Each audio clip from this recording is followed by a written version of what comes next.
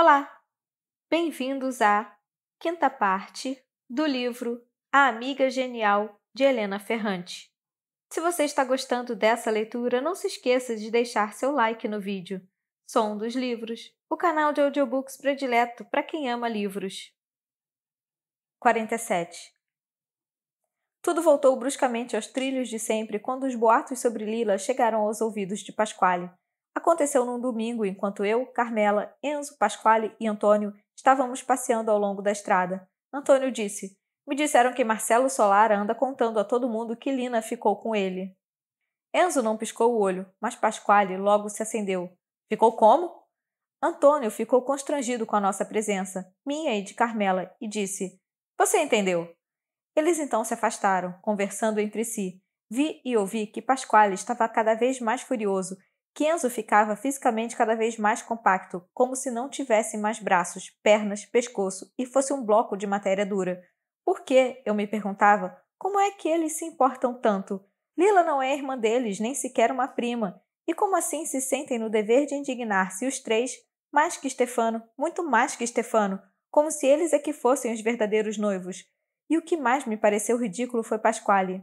Justo ele, que pouco tempo atrás dissera todas aquelas coisas, a certa altura gritou, e nós ouvimos perfeitamente com nossos ouvidos: "Eu quebro a cara daquele merda! Está fazendo ela passar por uma puta! Mas se Stefano permite uma coisa dessas, esse aqui que está falando não vai permitir." Depois houve um silêncio, e eles se juntaram a nós e batemos perna devagar. Eu conversando com Antônio, Carmela entre o irmão e Enzo. Depois de um tempo, nos acompanharam até nossas casas. Vi-os se afastando. Enzo, que era o mais baixo, no centro. Antônio e Pasquale dos lados. No dia seguinte e nos dias sucessivos, falou-se muito da Milecenta dos Solara. Tinha sido destruída. Não só. Os dois irmãos tinham sido brutalmente espancados, mas não se sabia dizer por quem. Juravam que foram agredidos numa ruela escura por pelo menos umas 10 pessoas, gente vinda de fora. Mas eu e Carmela sabíamos perfeitamente que os agressores eram apenas 3, e ficamos muito preocupadas. Esperamos as inevitáveis retaliações um dia, 2, 3, mas evidentemente a coisa tinha sido bem feita. Pasquale continuou trabalhando de pedreiro, Antônio de mecânico, Enzo a circular com a carroça. Já os Solara, por um tempo, só andaram a pé, machucados, um tanto perplexos, sempre na companhia de 4 ou 5 amigos. Admito que vê-los naquelas condições me deu uma certa alegria. Tive orgulho de meus amigos, assim como Carmen e Ada. Critiquei Stefano e Rino por terem feito de conta que não tinha acontecido nada. Depois o tempo passou. Marcelo e Michele compraram uma Julieta verde e voltaram a se comportar como se fossem os donos do bairro. Vivinhos da Silva, mais prepotentes do que nunca. Sinal de que Lila talvez tivesse razão. Gente daquela laia era preciso combater conquistando uma vida superior. Uma vida que eles não podiam sequer imaginar. Enquanto eu fazia as provas do quinto ginasial, ela me anunciou que na primavera, a poucos meses de completar 17 anos, se casaria. 48. A notícia me desconcertou. Quando Lila me falou de seu casamento, estávamos em junho, a poucas horas do exame oral. Era algo previsível, claro, mas agora que tinham marcado uma data, 12 de março, senti como se tivesse trombado numa porta por distração. Tive pensamentos mesquinhos. Contei os meses. 8. Talvez 8 meses fossem tempo suficiente para que o ressentimento pérfido de Pinúcia, a hostilidade de Maria e os boatos de Marcelo Solara, que continuavam circulando de boca em boca pelo bairro como a fama de Eneida, minassem Stefano, levando-o a romper o noivado. Tive vergonha de mim, mas não consegui mais traçar um desenho coerente na dispersão de nossos destinos. A concretude daquela data tornou concreto o cruzamento que separaria nossas vidas uma da outra. E, o que é pior, não duvidei de que sua sorte seria melhor que a minha. Senti mais forte do que nunca a insignificância da via dos estudos. Vi com clareza que a escolhera anos antes só para parecer invejável a Lila, e, no entanto, agora, ela não atribuía mais nenhum valor aos livros. Deixei de me preparar para a prova, não dormi de noite. Pensei em minha miserável experiência amorosa. Tinha beijado uma vez Gino, mal tinha tocado os lábios de Nino. Tinha sofrido as bulinações fugazes e torpes de seu pai, e só.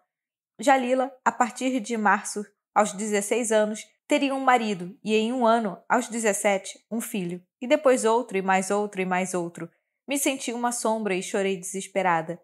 No dia seguinte, fui sem nenhuma vontade de fazer os exames, mas ocorreu uma coisa que me fez ficar melhor.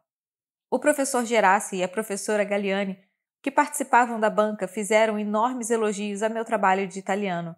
Gerassi, em particular, disse que a exposição melhorara ainda mais. Quis ler uma passagem ao resto da banca, e somente ao ouvi-lo me dei conta do que tinha tentado fazer naqueles meses sempre que tinha de escrever: me libertar dos tons artificiosos, das frases muito rígidas, experimentar uma escrita fluida e envolvente como a de Lila na carta de Isha. Quando escutei minhas palavras na voz do professor, enquanto a professora Galliani ouvia e concordava em silêncio, me dei conta de ter conseguido. Naturalmente não era a maneira de escrever de Lila, era a minha, e era justamente a minha. E isso pareceu a meus professores algo realmente fora do comum. Passei o primeiro ano do liceu com 10 em tudo, mas em casa ninguém se espantou ou fez festa para mim. Vi que estavam satisfeitos, é verdade, e fiquei contente com isso, mas não deram nenhum peso ao evento. Minha mãe, aliás, achou meu sucesso na escola mais que normal, e meu pai me disse que eu procurasse logo a professora Oliviero para que ela tivesse tempo de arranjar os livros do próximo ano. Enquanto eu ia saindo, minha mãe gritou: "E se ela quiser mandá-la de novo a Isha, diga que não estou bem e que preciso de sua ajuda em casa." A professora me elogiou, mas sem entusiasmo, em parte porque também ela já dava por certa minha competência, um pouco porque não estava bem de saúde. A doença que tinha na boca lhe causava muitos incômodos. Em nenhum momento mencionou minha necessidade de repouso. A prima nela, Isha. Em vez disso, para minha surpresa, começou a falar de Lila. Ela a encontrara na rua de longe. Estava com um noivo, disse, o salsicheiro. Depois acrescentou uma frase que vou guardar para sempre. A beleza que, desde pequena, Cerulo tinha na cabeça não encontrou saída, Greco, e foi parar toda no rosto, nos peitos, nas coxas, na bunda, lugares por onde passa depressa e é como se nunca tivesse existido. Nunca tinha ouvido dizer um palavrão desde que a conhecia. Naquela ocasião disse bunda e depois grunhiu, desculpe. Mas não foi aquilo que me espantou, foi o remorso, como se a professora estivesse reconhecendo que algo de Lila se perdera justamente porque ela, como professora, não a tinha protegido e desenvolvido bem. Eu me senti sua aluna mais bem-sucedida e fui embora aliviada. O único que comemorou meu sucesso sem meios termos foi Afonso, que também tinha sido aprovado, passando com 7 em todas as matérias. Senti que a admiração dele era genuína, e isso me deixou feliz. Diante dos murais, tomado de entusiasmo, na presença dos colegas e dos pais, como se estivesse esquecido de que eu era uma garota e não devia me tocar, ele me apertou forte e me deu um beijo na bochecha, um beijo estalado. Depois se atrapalhou, me soltou imediatamente, pediu desculpas, mas mesmo assim não se conteve e gritou: 10 em tudo, não é possível! 10 em tudo! Voltando para casa, falamos muito do casamento de seu irmão com Lila. Como eu me sentia particularmente à vontade com ele, perguntei pela primeira vez o que ele pensava da futura cunhada. Ele fez uma pausa antes de me responder. Então disse: Você se lembra da disputa que a escola nos fez fazer? E quem se esqueceria disso? Eu estava certo de que ganharia. Todos vocês tinham medo do meu pai. Lina também, de fato. No início, ela tentou não derrotar você. É verdade, mas depois decidiu vencer e me humilhou. Voltei para casa chorando. É feio perder. Não é por isso. Achei insuportável que todos tivessem horror de meu pai. Eu em primeiro lugar e aquela menina não. Você se apaixonou por ela? Está de brincadeira? Ela sempre me intimidou. Em que sentido? No sentido de que meu irmão tem muita coragem de se casar com ela. Como assim? O que estou dizendo é que você é melhor, e se fosse eu que pudesse escolher, me casaria com você. Isso também me deu prazer. Caímos na gargalhada e nos despedimos ainda rindo. Ele estava condenado a passar o verão na charcutaria, e eu, mais por decisão de minha mãe que de meu pai, teria de achar um trabalho durante o verão. Prometemos nos encontrar, ir ao menos uma vez ao mar juntos, mas não aconteceu. Nos dias seguintes, circulei apática pelo bairro. Perguntei a Dom Paulo, o farmacêutico da estrada, se ele precisava de um auxiliar. Nada feito. Perguntei ao jornaleiro. Tampouco ele precisava de mim. Passei na dona da papelaria, que se pôs a rir. Ela precisava, sim, mas não agora. Eu deveria voltar no outono, quando as aulas recomeçariam. Eu já estava indo embora, quando ela me chamou de volta. Disse: Você é uma moça muito séria, Leno, e em você eu confio. Será que poderia levar minhas meninas para uma temporada na praia? Saí da loja realmente feliz. A dona da papelaria ficou de me pagar, e pagar bem, se eu levasse suas 3 filhas para a praia por todo o mês de julho e os primeiros 10 dias de agosto. Mar, sol e dinheiro. Eu devia ir todo dia a um lugar que ficava entre Mergilina e Posillipo, sobre o qual eu não sabia nada, e que tinha um nome estrangeiro, Sea Garden. Fui para casa excitada como se minha vida estivesse passando por uma reviravolta decisiva. Eu ganharia dinheiro para meus pais, tomaria banho de mar, ficaria bonita e queimada de sol como no verão passado. Como tudo é suave, pensei, quando o dia está bonito e todas as coisas boas parecem estar esperando só por você. Dei poucos passos e aquela impressão de horas felizes se consolidou. Antônio veio até mim, de macacão, sujo de graxa. Fiquei contente. Qualquer um que eu tivesse encontrado naquele momento de alegria seria bem acolhido. Ele me tinha visto passar e correr atrás de mim.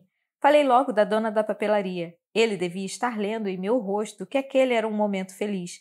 Por meses eu tinha penado, me sentindo sozinha e feia. Mesmo estando convencida de amar Nino Sarratori, eu o evitara sempre e nem tinha ido ver se ele tinha passado de ano e com que notas. Lila estava prestes a dar um salto definitivo para além de minha vida e eu não conseguiria mais acompanhá-la. Mas agora eu me sentia bem e queria me sentir ainda melhor. Quando Antônio, intuindo que eu estava bem predisposta, me perguntou se eu queria namorar com ele. Lhe respondi imediatamente que sim, ainda que amasse outro, ainda que não sentisse por ele senão uma certa simpatia. Tê-lo como namorado, ele, mais velho, da mesma idade de Stefano, trabalhador, me pareceu algo não muito diferente de ser aprovada com 10 em tudo. De ter a missão de levar remunerada as filhas da dona da papelaria para o Sea Garden. 49. Começou meu trabalho, meu namoro. A dona da papelaria fez uma espécie de subscrição para mim, e eu toda manhã atravessava a cidade com as 3 meninas no ônibus lotado e as levava àquele lugar coloridíssimo, guarda-sóis, mar azul, plataformas de cimento, estudantes, mulheres bem de vida com muito tempo livre, mulheres vistosas com caras vorazes. Tratava com gentileza os salva-vidas que tentavam puxar conversa. Cuidava das meninas, tomava longos banhos com elas, exibindo o maiô que, um ano antes, nela costurara para mim.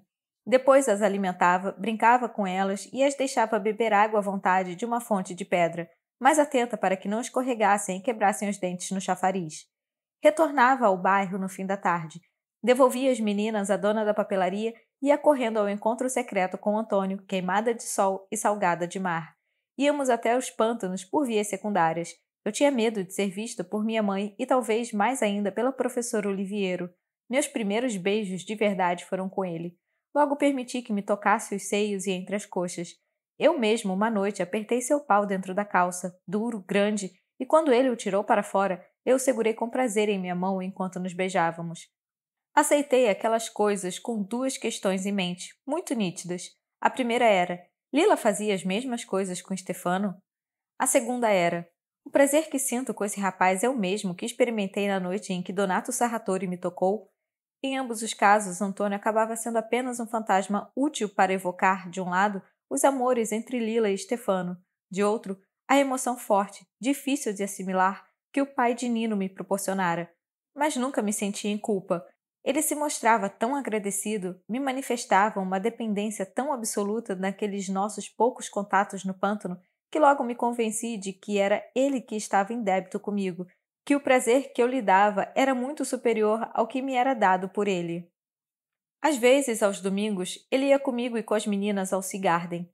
Gastava um monte de dinheiro com falsa desenvoltura, apesar de ganhar muito pouco, e além disso detestava tomar sol, mas o fazia por mim, só para estar ao meu lado, sem nenhum ressarcimento imediato, já que durante todo o dia não podíamos nos beijar ou nos tocar. De resto, entretinha as meninas com palhaçadas e mergulhos de atleta. Enquanto ele brincava com elas, eu me deitava ao sol com um livro e me dissolvia nas páginas como uma medusa. Numa daquelas ocasiões, ergui o olhar por um instante e vi uma jovem alta, magra, elegante, com um lindo 2 peças vermelho. Era Lila. Agora, habituada a ter sempre os olhares masculinos sobre si, movia-se como se naquele lugar cheio de gente não houvesse ninguém, nem mesmo o jovem salva-vidas que a acompanhava até o guarda-sol. Não me viu e eu não soube se devia chamá-la. Usava óculos de sol e ostentava uma bolsa de tecido coloridíssimo. Eu ainda não lhe dissera nada sobre meu trabalho, nem sobre Antônio. É provável que temesse seu julgamento sobre ambos. Vamos esperar que ela me chame, pensei, e voltei a me concentrar no livro, mas já sem conseguir ler. Logo em seguida, tornei a olhar em sua direção. O salva-vidas tinha aberto a cadeira de praia para ela, que se sentara ao sol. Enquanto isso, veio chegando Stefano, branquíssimo, com roupa de banho azul, a carteira na mão, com o isqueiro e os cigarros. Beijou Lila na boca, como os príncipes fazem com as belas adormecidas, e se sentou noutra cadeira. Mais uma vez tentei retomar a leitura. Há tempos estava habituada a me autodisciplinar, e dessa vez, por alguns minutos, consegui de fato tornar a mergulhar no sentido das palavras. Lembro que o romance era Oblomov. Quando voltei a erguer o olhar, Stefano ainda estava sentado, olhando o mar, mas Lila tinha sumido. Procurei-a com os olhos e vi que ela estava falando com Antônio, enquanto Antônio apontava para mim. Acenei com gestos alegres e ela retribuiu da mesma forma, virando-se imediatamente para chamar Stefano. Fomos dar um mergulho, os três juntos, enquanto Antônio tomava conta das meninas. Foi um dia aparentemente alegre. A certo ponto, Stefano nos levou ao bar e pediu um monte de coisas. Sanduíches, bebidas, sorvetes, e as meninas logo abandonaram Antônio e concentraram toda a atenção nele. Quando os dois rapazes começaram a falar de não sei qual problema no conversível, uma conversa em que Antônio brilhou, levei as meninas embora para que não os perturbassem. Lila veio atrás de mim. Quanto a dona da papelaria está lhe pagando? Eu respondi. É pouco. Segundo minha mãe, é até demais. Você deve se valorizar, Leno. Vou me valorizar quando levar seus filhos para a praia. E eu vou lhe dar uma caixa de moedas de ouro. Eu sei quanto vale passar o tempo em sua companhia. Eu a olhei para entender se estava zombando. Não estava, mas brincou logo depois quando apontou para Antônio. Ele conhece seu valor? Estamos namorando há 20 dias. Você o ama? Não. E então? Provoquei-a com um olhar. Você ama Stefano? Respondeu séria. Muitíssimo. Mais que seus pais? Mais que Rino? Mais que todos, mas não mais que você. Você está zombando de mim. Mas ao mesmo tempo pensei, ainda que esteja zombando, é muito bom conversarmos assim, ao sol, sentadas no cimento quente, com os pés na água. Paciência se não me perguntou que livro estou lendo. Paciência se não se interessou em saber como foram minhas provas do quinto ginásio. Talvez nem tudo esteja acabado. Mesmo depois de casada, alguma coisa entre nós durará. Disse a ela, venho aqui todos os dias, por que não vem também? Entusiasmou-se com a ideia. Falou sobre isso com Stefano, que logo concordou. Foi um belo dia em que todos nós, milagrosamente, nos sentimos à vontade. Depois o sol começou a baixar. Era hora de levar as meninas para casa. Stefano foi até o caixa e descobriu que Antônio já tinha pagado tudo. Lamentou muitíssimo, agradeceu calorosamente. Na rua, assim que Stefano e Lila partiram no conversível, não deixei de censurá-lo. Melina e Ada lavavam as escadas dos prédios e ele ganhava uma ninharia na oficina. Por que você pagou? Quase gritei em dialeto com raiva. Porque eu e você somos mais belos e mais nobres, respondeu. 50. Comecei a gostar de Antônio quase sem me dar conta. Nossos jogos sexuais se tornaram um tanto mais ousados, mais prazerosos. Pensei que, se Lila viesse de novo ao Sea Garden, eu perguntaria como era entre ela e Stefano quando eles se afastavam de carro sozinhos. Faziam as mesmas coisas que eu e Antônio, ou mais ainda. Por exemplo, as coisas que os dois Solara espalhavam por aí. Não tinha ninguém com quem me comparar a não ser ela, mas não tive ocasião de tentar fazer-lhe essas perguntas. Ela não veio mais ao Sea Garden. Antes do feriado de agosto, meu trabalho terminou, e terminou também a alegria do sol e do mar. A dona da papelaria ficou contentíssima com a maneira como cuidei das meninas, e embora elas, apesar de minhas recomendações, terem contado à mãe que às vezes um rapaz amigo meu também ia à praia e todos dávamos belos mergulhos, em vez de me censurar, me abraçou e disse: Ainda bem, relaxe um pouco, por favor. Você é muito séria para sua idade. E acrescentou maledicente: Imagine quantas Lina Cerulo apronta. À noite, no pântano, falei a Antônio. Sempre foi assim, desde quando éramos pequenas. Todos acham que ela é malvada e eu a boazinha. Ele me beijou e murmurou irônico: Por quê? Não é assim? Aquela resposta me enterneceu e me impediu de dizer que devíamos nos deixar. Era uma decisão que me parecia urgente. Afeto não era amor. E eu amava Nino. Sabia que o amaria assim para sempre. Tinha em mente uma conversa serena. Queria lhe dizer: foi um período lindo, você me ajudou muito no momento em que eu estava triste. Mas agora a escola vai recomeçar e nesse ano vou cursar o primeiro ano de liceu. Tenho matérias novas, é um período difícil. Preciso estudar muito. Me desculpe, mas devemos terminar. Sentia que era necessário fazer isso, e toda a tarde eu ia ao nosso encontro nos pântanos com minha fala pronta. Mas ele era tão afetuoso, tão apaixonado, que me faltava coragem, e então eu adiava. Veio o ferragosto, o feriado passou, chegou o fim do mês. Eu me dizia: não se pode beijar, bulinar uma pessoa, se deixar bulinar e ter por ela só um pouco de afeto. Lila ama Stefano muitíssimo. Eu, Antônio, não. O tempo passou e não consegui mais achar o momento certo para lhe dizer essas coisas. Estava preocupado. Com o calor, Melina em geral piorava, mas na segunda metade de agosto a piora foi muito visível. Ela voltara a pensar em Sarratori, que ela chamava de Donato. Dizia que o tinha visto, dizia que tinha vindo buscá-la. Os filhos não sabiam o que fazer para acalmá-la. Quanto a mim, temi que Sarratori realmente tivesse aparecido no bairro, e não atrás de Melina, mas de mim. À noite eu acordava sobressaltada, com a impressão de que ele tivesse entrado pela janela e estivesse no quarto. Depois me acalmei, pensei: deve estar de férias em Barano, no Esmaronte, e não aqui, com todo esse calor, as moscas, a poeira. Mas numa manhã em que eu estava indo fazer as compras, ouvi alguém me chamar. Me virei e à primeira vista não o reconheci. Depois foquei o bigode preto, os traços agradáveis dourados de sol, a boca de lábios finos.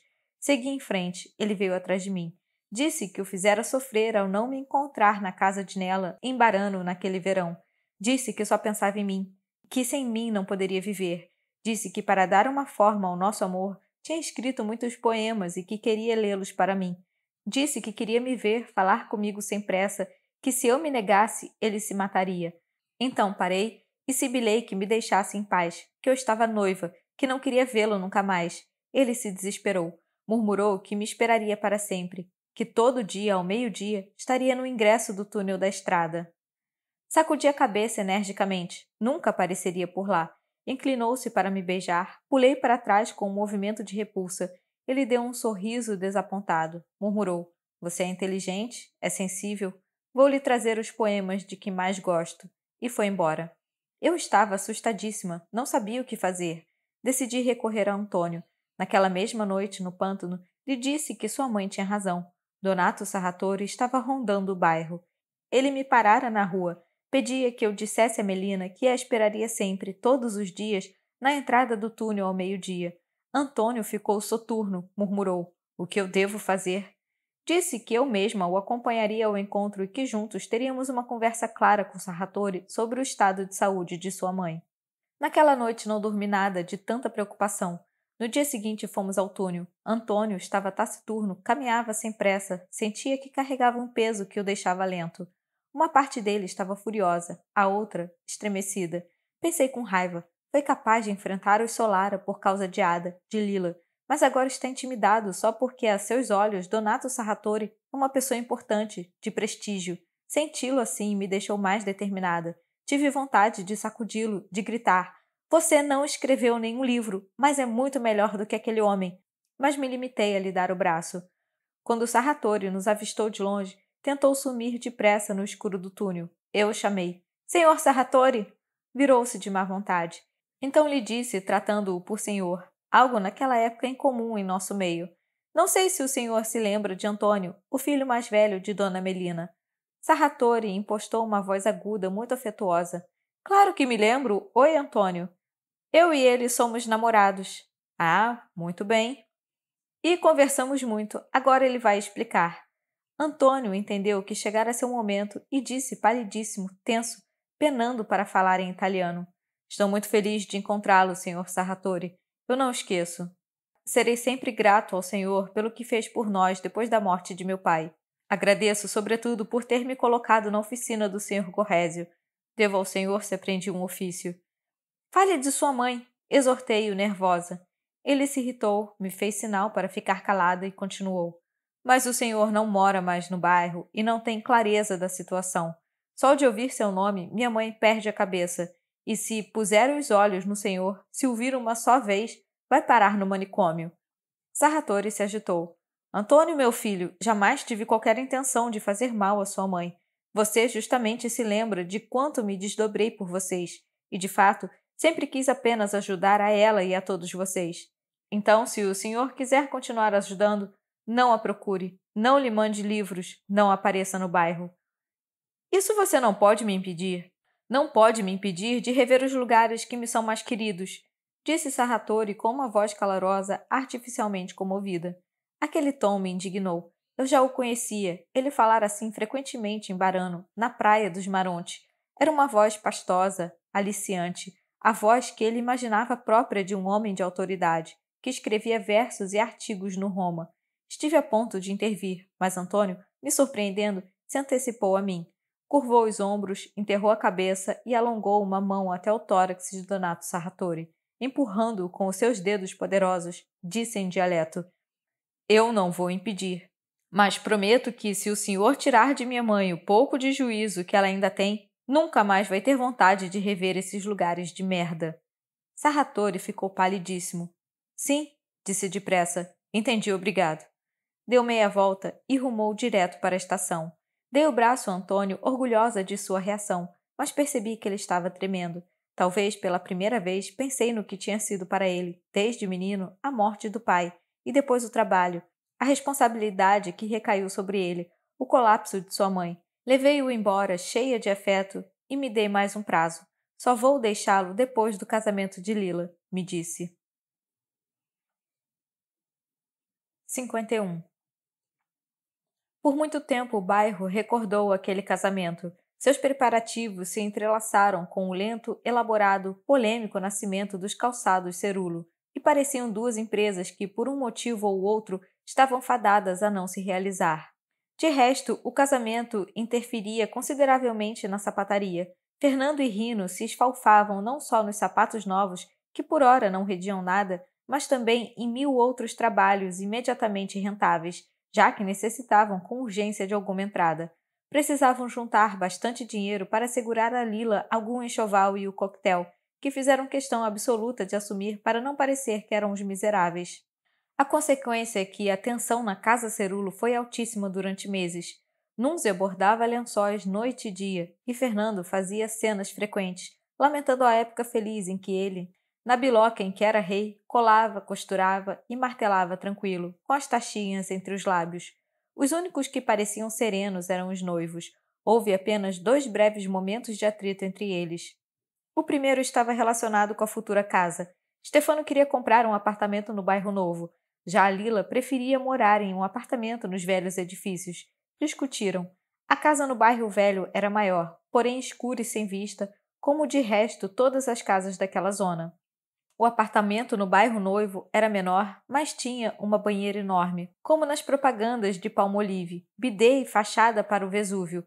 Foi inútil objetar que, se o Vesúvio era uma silhueta vaga e distante que se apagava no céu nublado, a menos de 200 metros corriam nítidos os trilhos da ferrovia. Stefano estava seduzido pelo novo, pelos apartamentos de piso lustrosos, com paredes branquíssimas, e Lila teve de ceder. O que mais contava é que, antes de completar 17 anos, seria dona de sua casa, com água quente saindo das torneiras e não alugada, mas própria. O segundo motivo de atrito foi a viagem de lua de mel. Stefano propôs ir a Veneza e Lila, revelando uma tendência que depois marcaria toda a sua vida, insistiu em não se afastar muito de Nápoles. Sugeriu uma temporada em Ischia, em Capri, quem sabe na costa amalfitana, lugares em que nunca tinha estado. O futuro marido concordou quase de imediato. Quanto ao resto, houve tensões mínimas, sobretudo reflexos de problemas internos das respectivas famílias. Por exemplo, se Stefano visitava a sapataria Cerulo, quando mais tarde encontrava Lila, sempre acabava deixando escapar palavras duras sobre Fernando e Rino, e ela tomava as dores da família e partia em sua defesa. Ele balançava a cabeça pouco convencido, começara a achar a história dos sapatos um investimento excessivo de dinheiro, e no final do verão, quando houve fortes tensões entre ele e os dois Cerulo, impôs um limite severo ao fazer e desfazer do pai, do filho e dos ajudantes.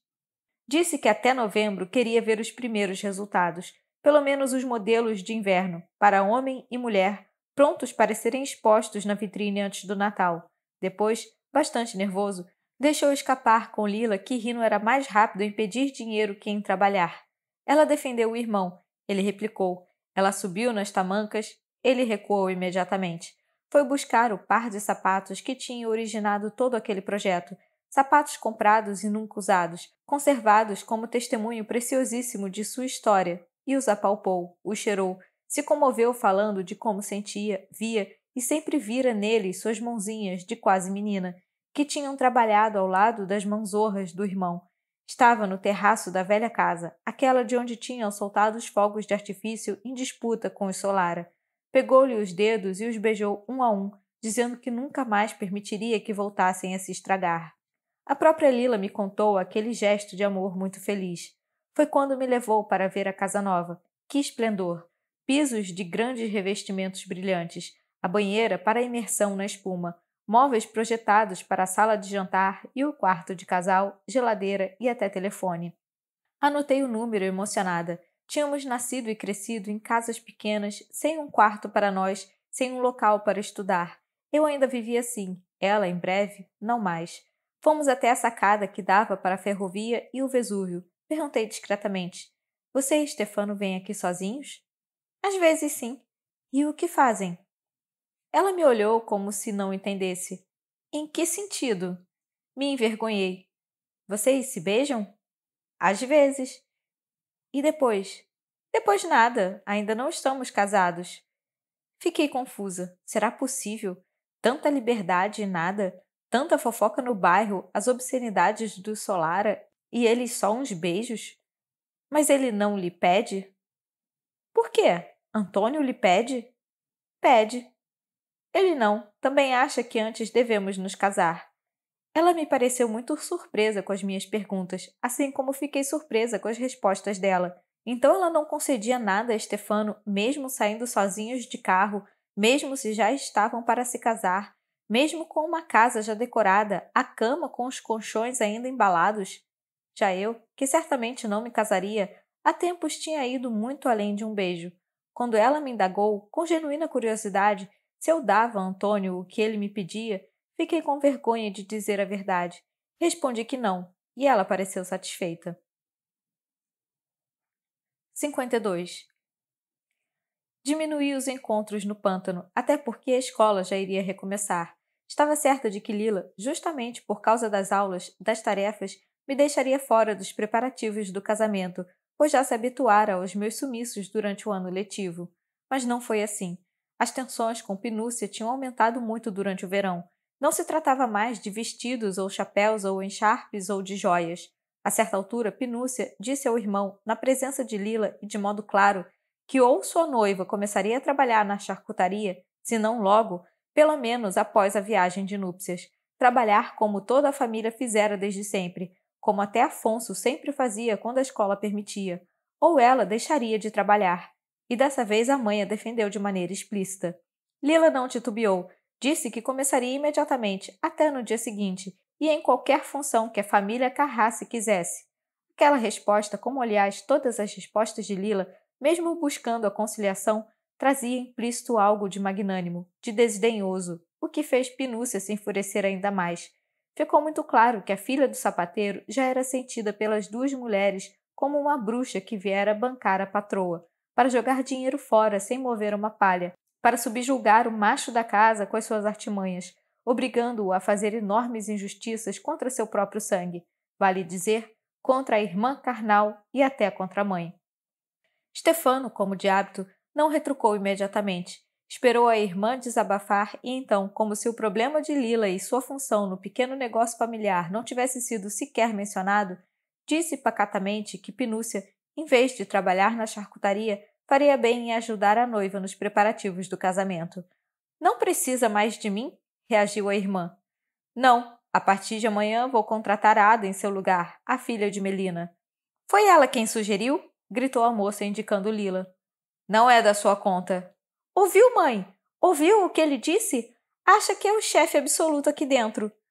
Houve um lapso insuportável de silêncio até que Maria se levantou da banqueta atrás do caixa e disse ao filho. Então ache outra pessoa para ficar aqui também, porque eu estou cansada e não quero mais me esgotar. Naquele momento, Stefano cedeu a uma pequena rendição. disse devagar. Vamos nos acalmar. Não sou dono de nada. As coisas referentes à loja não dizem respeito somente a mim, mas a todos nós. É preciso tomar uma decisão. Pino, você precisa trabalhar? Não. Mamãe, você precisa ficar o dia todo sentada ali atrás? Não. Sendo assim, vamos dar trabalho a quem necessita. Vou contratar a Ada para o balcão. E para o caixa penso depois. Senão, quem vai cuidar do casamento? Não sei bem se por trás da decisão de tirar Pinúcia e a mãe do dia a dia da loja, se por trás da contratação de Ada estava de fato Lila. Mas Ada logo se convenceu disso. E mais ainda Antônio, que começou a falar de nossa amiga como de uma fada madrinha. Mas com certeza o fato de a cunhada e a mãe terem agora um monte de tempo livre para cuidar do casamento não ajudou. As duas mulheres complicaram ainda mais sua vida, e por qualquer ninharia surgiam conflitos. Os convidados, a decoração da igreja, o fotógrafo, a orquestrinha, o salão de festa, o menu, o bolo, as lembrancinhas, as alianças, até a lua de mel, já que Pinúcia e Maria achavam Michuruca ir a Sorrento, Positano, Ixa e Capri. Assim, de uma hora para outra, fui convocada a participar, aparentemente para ajudar Lila a escolher isso ou aquilo, na prática, para apoiá-la numa batalha difícil. Eu estava começando o primeiro ano de liceu, tinha muitas matérias novas, difíceis. Minha habitual e teimosa diligência já estava me aniquilando. Estudava com dedicação excessiva. Mais uma vez, voltando do colégio, encontrei minha amiga e ela me disse a queima-roupa: Por favor, Leno, você vem amanhã me dar um conselho? Eu nem sabia o que ela estava falando. Tinha sido sabatinada em química e não me saíra bem, o que me deixava abatida. Um conselho sobre o quê? Sobre o vestido de casamento. Por favor, não me diga que não, porque se você não vier, vou acabar matando minha cunhada e minha sogra. Fui, juntei-me a ela, e Pinúcia e Maria com grande mal-estar. A loja ficava no retifilo, e me lembro de que tinha enfiado alguns livros na bolsa na esperança de achar uma maneira de estudar. Foi impossível. Das 4 da tarde às 7 da noite, examinamos figurinos, apalpamos tecidos. Lila provou vestidos de noiva expostos nos manequins da loja. Qualquer coisa que vestisse, sua beleza valorizava o vestido valorizava sua beleza. Nela ficavam bem a rígida organza, o cetim suave, o tule translúcido. Ficava bem o corpete de renda, as mangas bufantes. Ficavam bem tanto a saia larga quanto a estreita, a cauda muito longa e a curta, o véu esvoaçante e o contido, a coroinha de strass, de pérolas ou de flor de laranjeira. Na maioria das vezes, obediente, ela analisava figurinos ou provava vestidos que ficavam bem nos manequins. Mas às vezes, quando não aguentava mais a atitude irritante de suas futuras parentes, se insurgia a Lila de antigamente, que me fixava diretamente nos olhos e dizia irônica, alarmando sogra e cunhada: E se escolhermos uma bela renda verde ou uma organza vermelha, ou um belo tule preto, ou, melhor ainda, amarelo? Eu precisava dar uma risadinha para mostrar que a noiva estava brincando, e depois voltávamos a ponderar com seriedade ácida os tecidos e modelos. A modista só fazia repetir entusiasta: Por favor, qualquer coisa que escolham, tragam-me as fotos do casamento que eu quero expô-las daqui na vitrine. Assim poderei dizer: quem vestiu essa garota fui eu. Mas o problema era escolher. Toda vez que Lila se mostrava propensa a um modelo, a um tecido, Penúcia e Maria se alinhavam a favor de outro modelo, de outro tecido. Eu me mantive sempre calada, meio entorpecida por aquelas discussões e também pelo cheiro dos tecidos novos. Depois Lila me perguntou carrancuda: O que você acha, Leno? Fez-se silêncio. Percebi imediatamente, com certo espanto, que as duas mulheres esperavam por aquele momento e o temiam. Pus em ação uma técnica que aprendera na escola e que consistia nisso. Todas as vezes que eu não sabia responder a uma questão, exagerava nas premissas com a voz segura de quem sabe claramente aonde quer chegar. Antes de tudo, disse em italiano, que apreciava muito os modelos escolhidos por Penúcia e a mãe. Não apresentei propriamente elogios, mas argumentos que demonstravam quanto eles eram adequados às formas de Lila. No momento em que, como na aula com os professores, senti que contava com a admiração e a simpatia de mãe e filha, escolhi um dos figurinos ao acaso, realmente ao acaso, mas atenta a não pegar um dos escolhidos por Lila, e passei a demonstrar que continham, em síntese, tanto as qualidades dos modelos defendidos pelas duas mulheres, quanto as qualidades dos modelos defendidos por minha amiga. A modista, Pinúcia e a mãe imediatamente concordaram comigo. Lila se limitou a me olhar com os olhos apertados. Depois recuperou a expressão habitual e se disse também de acordo. Na saída da loja, tanto Maria quanto Pinúcia estavam de ótimo humor. Dirigiram-se a Lila quase com afeto e, comentando a compra do vestido, me citavam continuamente com frases do tipo: "Como disse Lenúcia?" Ou então: "Lenúcia justamente disse que..." Lila deu um jeito de ficar um pouco atrás, em meio à multidão noturna do retifilo. Então me perguntou: "É isso que você está aprendendo no colégio?" "O quê?" "Usar as palavras para enganar as pessoas." Me senti ferida e murmurei: "Você não gosta do modelo que escolhemos?" "Gosto muitíssimo." "E então?" "Então me faça o favor de vir sempre com a gente toda vez que eu pedir." Fiquei irritada e respondi: "Você quer me usar para enganá-las?" Ela percebeu que eu estava ofendida e apertou forte minha mão. "Não quis lhe dizer uma coisa ruim. Queria apenas dizer que você é ótima em atrair o amor das pessoas. A diferença entre mim e você desde sempre é que de mim as pessoas têm medo e de você não. Talvez porque você seja cruel." Eu disse, cada vez mais irritada. "Pode ser", respondeu, e percebi que a magoara assim como ela me havia magoado. Então, arrependida, acrescentei logo para remediar: "Antônio até morreria por você. Pediu que lhe agradecesse pelo trabalho que conseguiu para a irmã." "Foi Stefano quem deu o trabalho a Ada", replicou. "Eu sou cruel." 53. Desde aquele momento, fui chamada frequentemente a participar das escolhas mais acirradas, e às vezes, como descobri, a pedido não de Lila, mas de Penúcia e da mãe. De fato, fui eu que escolhi as lembrancinhas. De fato, escolhi o restaurante na rua Horazio. De fato, escolhi o fotógrafo, convencendo-as a acrescentar ao serviço fotográfico um filminho em Super 8. Em cada circunstância, me dei conta de que, ao passo que eu me entusiasmava por tudo, como se cada uma daquelas questões fosse um treinamento para quando viesse a vez de eu me casar, Lila dava pouquíssima atenção às etapas de seu casamento. Fiquei espantada com isso, mas era precisamente assim. O que realmente a preocupava era estabelecer de uma vez por todas que, em sua futura vida de esposa e de mãe, em sua casa, a cunhada e a sogra não meteriam bico, mas não se tratava do costumeiro conflito entre sogra, nora e cunhada. Tive a impressão, pelo modo como me usava, como manipulava Stefano, que se debatia para achar, dentro da gaiola em que se fechara, uma maneira de ser toda sua, mas que ainda lhe era obscura. Obviamente, eu perdia tardes inteiras dirimindo suas questões, estudava pouco e em 2 ocasiões nem fui à escola. A consequência é que o boletim do primeiro trimestre não foi particularmente brilhante. Minha nova professora de latim e grego, a estimadíssima Galiane, me levava na palma da mão. Mas em filosofia, química e matemática consegui apenas alcançar a média. Além disso, certa manhã me senti num grande apuro. Como o professor de religião fazia contínuas filípicas contra os comunistas, contra seu ateísmo, me senti impelida a reagir. Não sei bem se movida por meu afeto a Pasquale, que desde sempre se declarara comunista, ou simplesmente porque percebi que todo o mal que o padre falava dos comunistas dizia respeito diretamente a mim, que era o xodó da comunista por excelência, a professora Galiane. O fato é que levantei a mão e disse: eu, que fizera com sucesso um curso de teologia por correspondência, que a condição humana era tão evidentemente exposta à fúria cega do acaso de confiar em um Deus, em Jesus, no Espírito Santo, esse último, uma entidade de toda supérflua, estava ali somente para compor uma trindade, notoriamente mais nobre que o simples binômio pai e filho. Era o mesmo que colecionar figurinhas enquanto a cidade queima no fogo do inferno. Afonso logo percebeu que eu estava me excedendo e timidamente me puxou pelo uniforme, mas não lhe dei bola e continuei até o final, até aquela comparação conclusiva. Pela primeira vez fui expulsa da sala e recebi uma nota de repúdio no registro de classe. Assim que me vi no corredor, primeiro me senti desorientada. O que tinha acontecido? Por que me comportara de modo tão imprudente? De onde viera a convicção absoluta de que as coisas que eu estava dizendo eram justas e deviam ser ditas?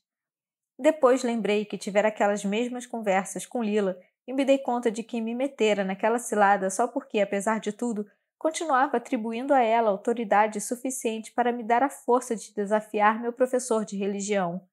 Lila não abria mais um livro, Não estudava mais. Estava prestes a se tornar esposa de um salsicheiro. Provavelmente terminaria no caixa da loja em lugar da mãe de Stefano. E eu? Tinha buscado nela energia para inventar uma imagem que definia a religião como uma coleção de figurinhas, enquanto a cidade queima no fogo do inferno. Então não era verdade que a escola era uma riqueza pessoal minha, já distante de sua órbita de influência? Derramei lágrimas em silêncio diante da porta da sala. Mas as coisas mudaram inesperadamente.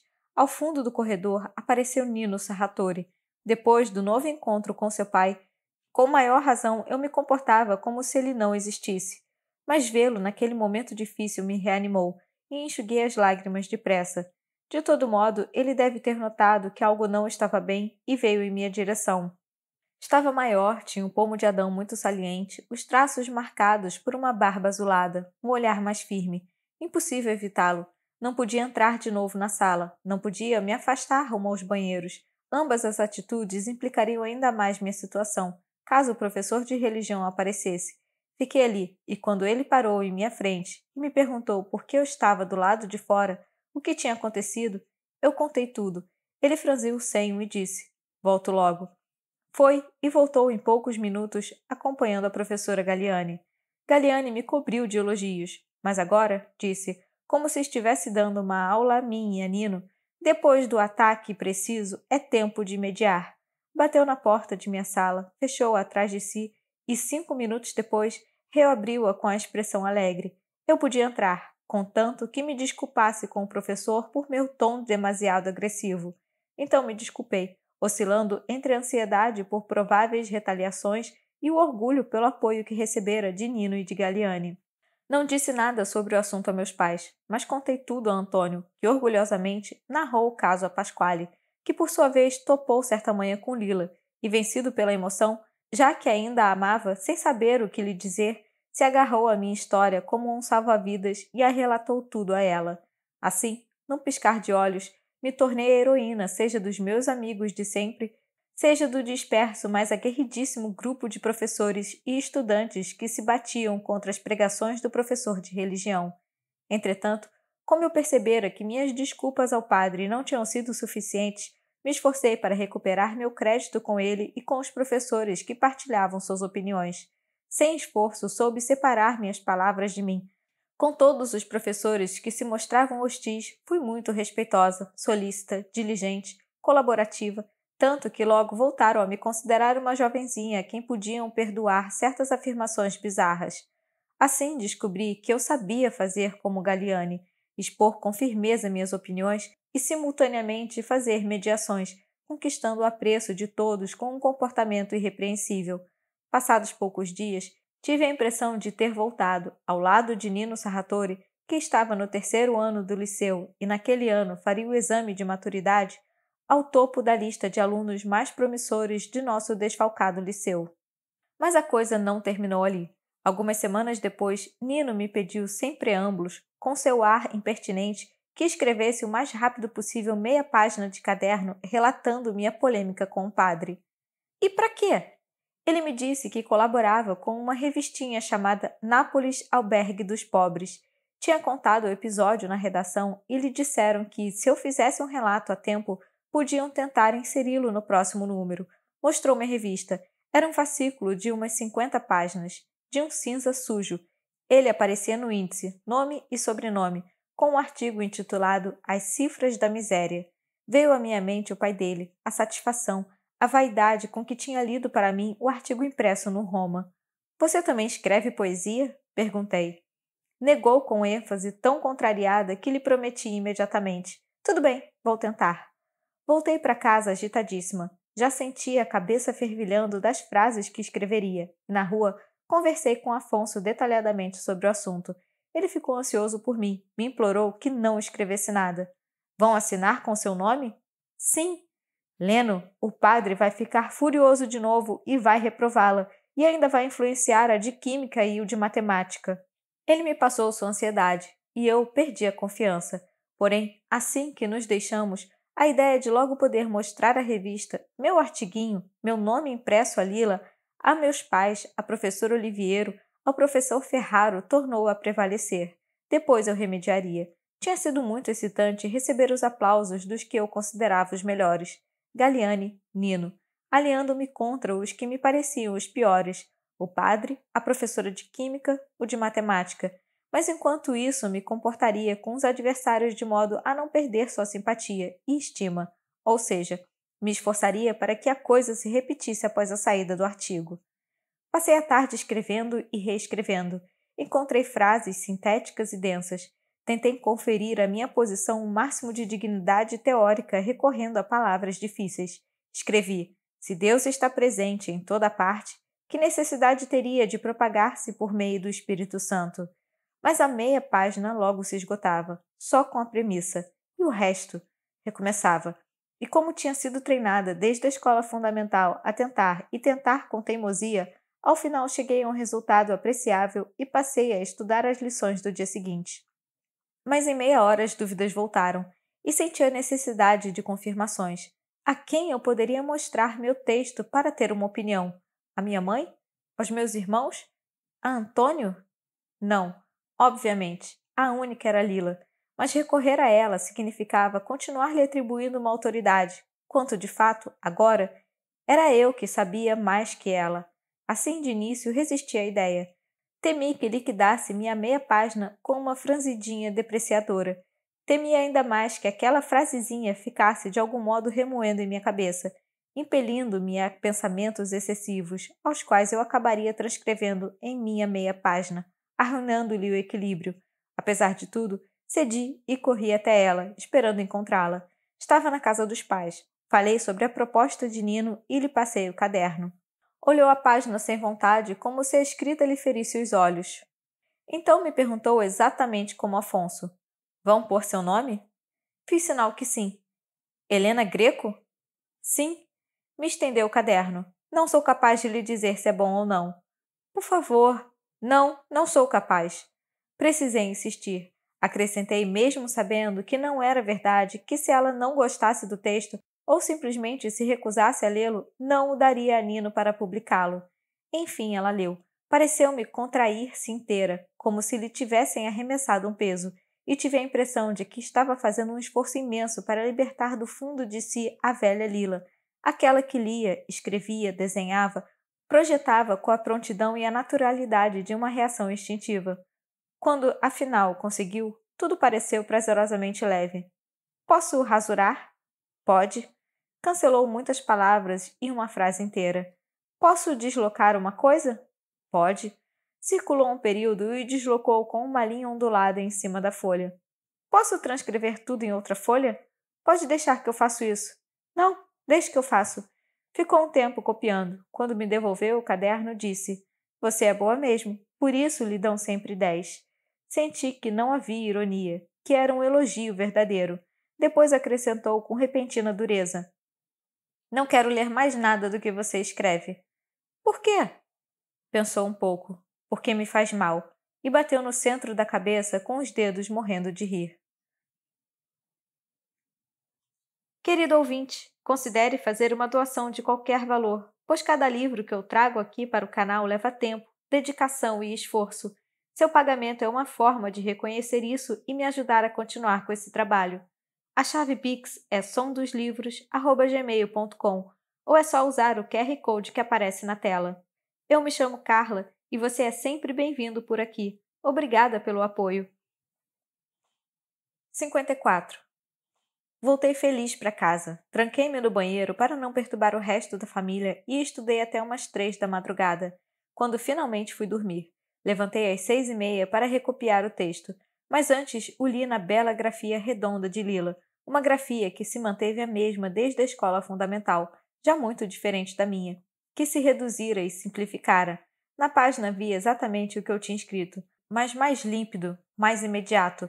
As rasuras, os deslocamentos, os pequenos acréscimos e, de algum modo, sua própria caligrafia me deram a impressão de que eu tivesse escapado de mim e agora corresse 100 passos mais adiante, com uma energia e, ao mesmo tempo, uma harmonia que a pessoa que ficara para trás não sabia que tinha. Decidi deixar o texto na grafia de Lila. Entreguei-o a Nino daquele modo, para preservar o traço visível da presença dela dentro de minhas palavras. Ele leu piscando várias vezes os longos cílios. Ao final, disse com uma inesperada e repentina tristeza: Galiane tem razão. Em quê? Você escreve melhor que eu. E embora eu protestasse, embaraçada, ele repetiu a frase uma segunda vez. Depois virou as costas sem se despedir e foi embora. Não me disse nem mesmo quando a revista sairia ou como poderia consegui-la, nem tive a coragem de perguntar a ele. Foi um comportamento que me aborreceu, tanto mais que, enquanto se afastava, por poucos segundos reconheci o jeito de andar do pai. Terminou assim nosso novo encontro. Erramos em tudo mais uma vez. Durante dias, Nino continuou se comportando como se escrever melhor que ele fosse uma culpa a ser espiada. Eu me irritei. Quando de repente voltou a me conferir o corpo, vida, presença, e me perguntou se podíamos fazer juntos um trecho do caminho, lhe respondi fria que eu já tinha um compromisso. Meu namorado viria me buscar. Por um tempo deve ter achado que o namorado era Afonso, mas a dúvida se dissipou quando uma vez, na saída, sua irmã Marissa apareceu, pois precisava lhe falar não sei o quê. Não nos víamos desde os tempos de Isha. Correu para me abraçar, fez muita festa, me disse que ficara triste por eu não ter voltado a Barano naquele verão. Como eu estava acompanhada de Afonso, o apresentei a ela. Como o irmão já tinha ido embora, ela insistiu em nos acompanhar por um trecho do caminho. Primeiro nos contou, com aquele modo vivaz de sempre, todas suas dores de amor. Depois, quando se deu conta de que eu e Afonso não éramos namorados, parou de falar comigo e começou a conversar com ele daquele seu jeito cativante. Ao voltar para casa, na certa contou ao irmão que entre mim e Afonso não havia nada, porque já no dia seguinte ele prontamente voltou a me cercar. Mas agora eu me irritava só de olhar para ele. Seria presunçoso como pai, apesar de detestá-lo? Achava que os outros deviam necessariamente desejá-lo, amá-lo? Era tão cheio de si a ponto de não tolerar outras virtudes que não as próprias? Pedi a Antônio que viesse me buscar no colégio. Ele me obedeceu logo, desconcertado e ao mesmo tempo agradecido por aquele pedido. O que mais o surpreendeu deve ter sido que ali em público, diante de todos, eu peguei a mão dele e enlacei meus dedos nos seus. Sempre me recusara a passear daquele modo, tanto no bairro quanto fora dele, porque ainda me achava uma menina e me dava a impressão de estar passeando com meu pai. Mas daquela vez o fiz. Sabia que Nino nos olhava e quis que entendesse quem eu era. Escrevia melhor do que ele, publicaria na revista em que ele publicava. Era boa na escola tanto ou mais que ele, tinha um homem, e por isso nunca correria atrás dele feito uma cadelinha fiel. 55. Também pedi a Antônio que me acompanhasse no casamento de Lila, que nunca me deixasse sozinha, que conversasse e, se fosse o caso, dançasse sempre comigo. Temia muito aquele dia, era como se fosse um corte definitivo e queria alguém ao meu lado para me sustentar. Aquele pedido deve ter complicado ainda mais sua vida. Lila tinha enviado os convites a todos. Nas casas do bairro, as mães e as avós já trabalhavam há tempos costurando vestidos, procurando chapeuzinhos e bolsinhas, buscando nas lojas os presentes de casamento. Sei lá, um serviço de copos, de pratos, de talheres. Não era tanto por Lila que faziam aquele esforço, era por Stefano, que era muito bondoso e nos permitia pagar as compras no fim do mês. Mas um casamento era, acima de tudo, uma circunstância em que ninguém podia ser feio, especialmente as garotas sem namorado, que naquela ocasião tinham a possibilidade de encontrar um e se arranjar, casando-se por sua vez dali a uns anos. Justamente por esse último motivo, eu quis que Antônio me acompanhasse. Não tinha nenhuma intenção de oficializar a coisa. Tínhamos o cuidado de preservar nossa relação absolutamente secreta, mas tendia a manter sob controle a ansiedade de me mostrar atraente. Queria, naquela ocasião, me sentir digna, tranquila, com meus óculos, meu vestido pobre costurado por minha mãe, os sapatos velhos, e, no entanto, pensar: tenho tudo o que uma jovem de 16 anos deve ter. Não me falta nada nem ninguém. Mas Antônio não tomou aquilo do mesmo modo. Amava-me, considerava-me a maior sorte que lhe acontecera na vida. Perguntava-se várias vezes, em voz alta, com um fio de angústia esticado sobre a aparência divertida, como é que eu tinha escolhido logo ele, que era um bronco e não sabia falar uma frase inteira. Na verdade, não via a hora de se apresentar na casa de meus pais para oficializar nossa relação. Consequentemente, com aquele meu pedido, deve ter pensado que finalmente eu estava me decidindo a tirá-lo da clandestinidade, e se endividou para fazer um terno no alfaiate, sem contar que já lhe pesavam o presente de casamento, as roupas de Ada e dos outros irmãos, uma aparência apresentável para Melina. Não me dei conta de nada. Segui adiante entre a escola, as consultas urgentes sempre que a situação entre Lila, a cunhada e a sogra se complicavam, a agradável ansiedade pelo artigozinho que podia ver publicado a qualquer momento. Estava secretamente convencida de que eu só existiria de fato a partir do momento em que a minha assinatura aparecesse impressa. Helena Greco. E vivi esperando aquele dia sem dar muita atenção a Antônio, que teimara em completar seu traje para o casamento com um par de sapatos cerulo. De vez em quando me perguntava: "Você sabe em que ponto estão?" E eu respondia: "Pergunte a Rino, Lina não sabe de nada."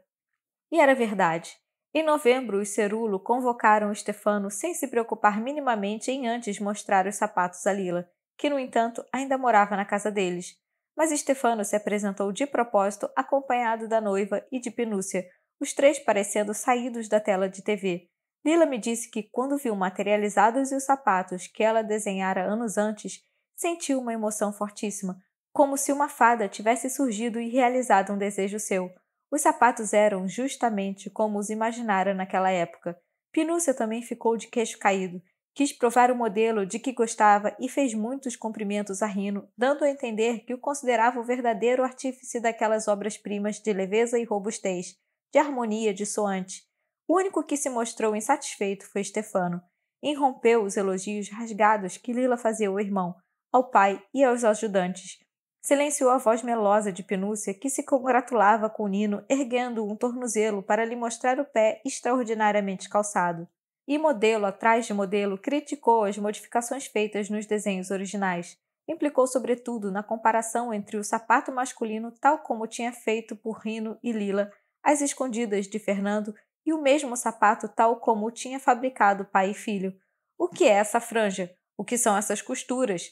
E essa fivelinha dourada?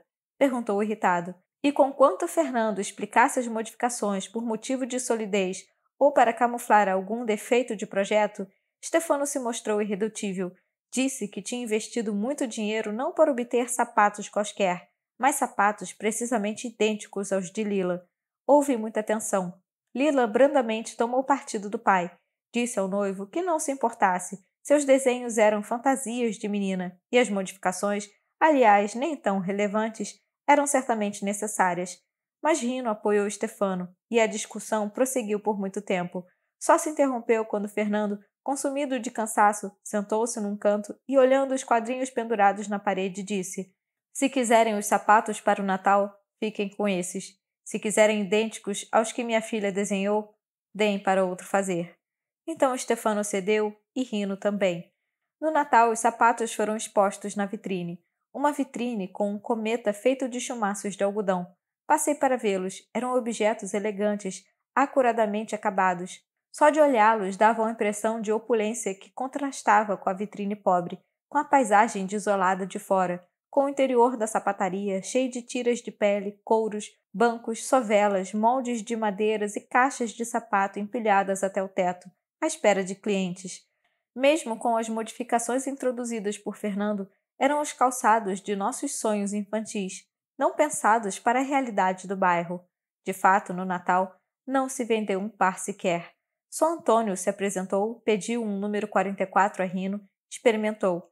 Depois me disse o prazer que sentiu ao se ver tão bem calçado, se imaginando comigo no casamento, trajando a roupa nova, aqueles sapatos nos pés, mas não deu em nada.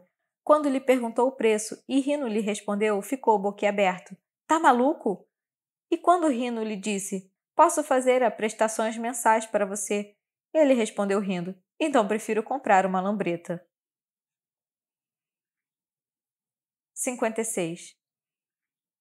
Tomada pelo casamento, a princípio Lila não percebeu que o irmão, até aquele momento alegre e divertido, apesar de extenuado pelo cansaço, estava voltando a ficar sombrio, a dormir mal, a enfurecer-se por nada. "É como uma criança", disse, quase a justificá-lo para a Pinúcia por certos rompantes. "Muda de humor segundo seus caprichos são atendidos imediatamente ou não. Não sabe esperar." Assim como Fernando, ela não sentiu minimamente a falta de vendas dos sapatos no Natal como um fiasco. A fabricação dos calçados não tinha seguido nenhum plano específico, nascidos da vontade de Stefano de ver concretizado o estro puríssimo de Lila. Havia sapatos pesados, leves, que cobriam quase todas as estações, e isso não era ruim. Nas caixas brancas empilhadas na sapataria Cerulo havia uma razoável variedade. Bastava esperar o inverno, a primavera, o outono e os sapatos venderiam. Mas Rino ficou cada vez mais agitado. Depois do Natal, por iniciativa própria, foi até o dono da poeirenta loja de calçados no fundo da estrada e, mesmo sabendo que o homem estava de pés e mãos atados ao solara, lhe propôs expor alguns sapatos Cerulo em sua vitrine, sem compromisso, só para ver como iam. O homem respondeu educadamente que não, que aquele produto não era adequado à sua clientela. Rino levou a mal e ambos trocaram palavras pesadas, como depois se soube em todo o bairro. Fernando ficou furioso com o filho, Rino se rebelou, e Lila voltou a sentir o irmão como um elemento de desordem, uma manifestação das forças destrutivas que a tinham assustado. Quando saíam os quatro, Lila notava apreensiva que o irmão agia de modo que ela e Pinúcia andassem uns 5 passos à frente, enquanto, atrás, ele discutia com Stefano. Em geral, o salsicheiro o escutava sem dar sinal de aborrecimento. Só uma vez Lila o ouviu dizer: "Desculpe, Rino, mas você acha que eu coloquei tanto dinheiro assim na sapataria, a fundo perdido, só por amor à sua irmã? Fizemos os sapatos, eles são bonitos, agora temos de vendê-los. O problema é que precisamos achar o lugar certo." Aquele "só por amor à sua irmã" não lhe agradou, mas deixou passar, porque de fato aquelas palavras surtiam um bom efeito em Rino, que se apaziguou e começou a bancar o estrategista das vendas, principalmente com Pinúcia. Dizia que era preciso pensar grande, porque tantas iniciativas boas tinham falido, porque a oficina de Gorrésio precisara renunciar aos ciclomotores, porque o armarinho só durara 6 meses, porque eram empreendimentos de curto fôlego. Os sapatos Cerulo, ao contrário, partiriam rapidamente do mercado do bairro e se firmariam em praças mais ricas. Enquanto isso, a data do casamento se aproximava. Lila corria para provar o vestido de noiva, dava os últimos retoques na futura casa e dava combate a Pinúcia e Maria, que, entre outras coisas, mal tolerava as intromissões de Núncia. À medida que o dia 12 de março se aproximava, as tensões iam aumentando, mas não foi dali que chegaram golpes capazes de abrir rachaduras. Foram 2 acontecimentos em especial, um após o outro, que feriram Lila profundamente. Numa tarde gélida de fevereiro, ela me perguntou, de uma hora para outra, se eu poderia acompanhá-la até a professora Oliviero. Nunca havia manifestado nenhum interesse por ela, nenhum afeto, nenhuma gratidão. Agora, no entanto, sentia a necessidade de levar-lhe pessoalmente o convite. Como no passado eu nunca tinha mencionado o tom hostil que a professora demonstrara várias vezes a seu respeito, não me pareceu o caso de lhe contar o fato agora, mesmo porque recentemente Oliviero me parecera menos agressiva, mais tendente à melancolia e talvez a acolhesse bem. Lila se vestiu com extremo esmero. Fomos a pé até o edifício onde a professora morava, a 2 passos da paróquia. Enquanto subíamos, me dei conta de que ela estava muito ansiosa. Eu estava habituada àquele percurso, àquelas escadas, mas ela não. E não disse uma palavra. Girei a chave na campainha, escutei o passo arrastado de Oliviero. "Quem é?" "Greco."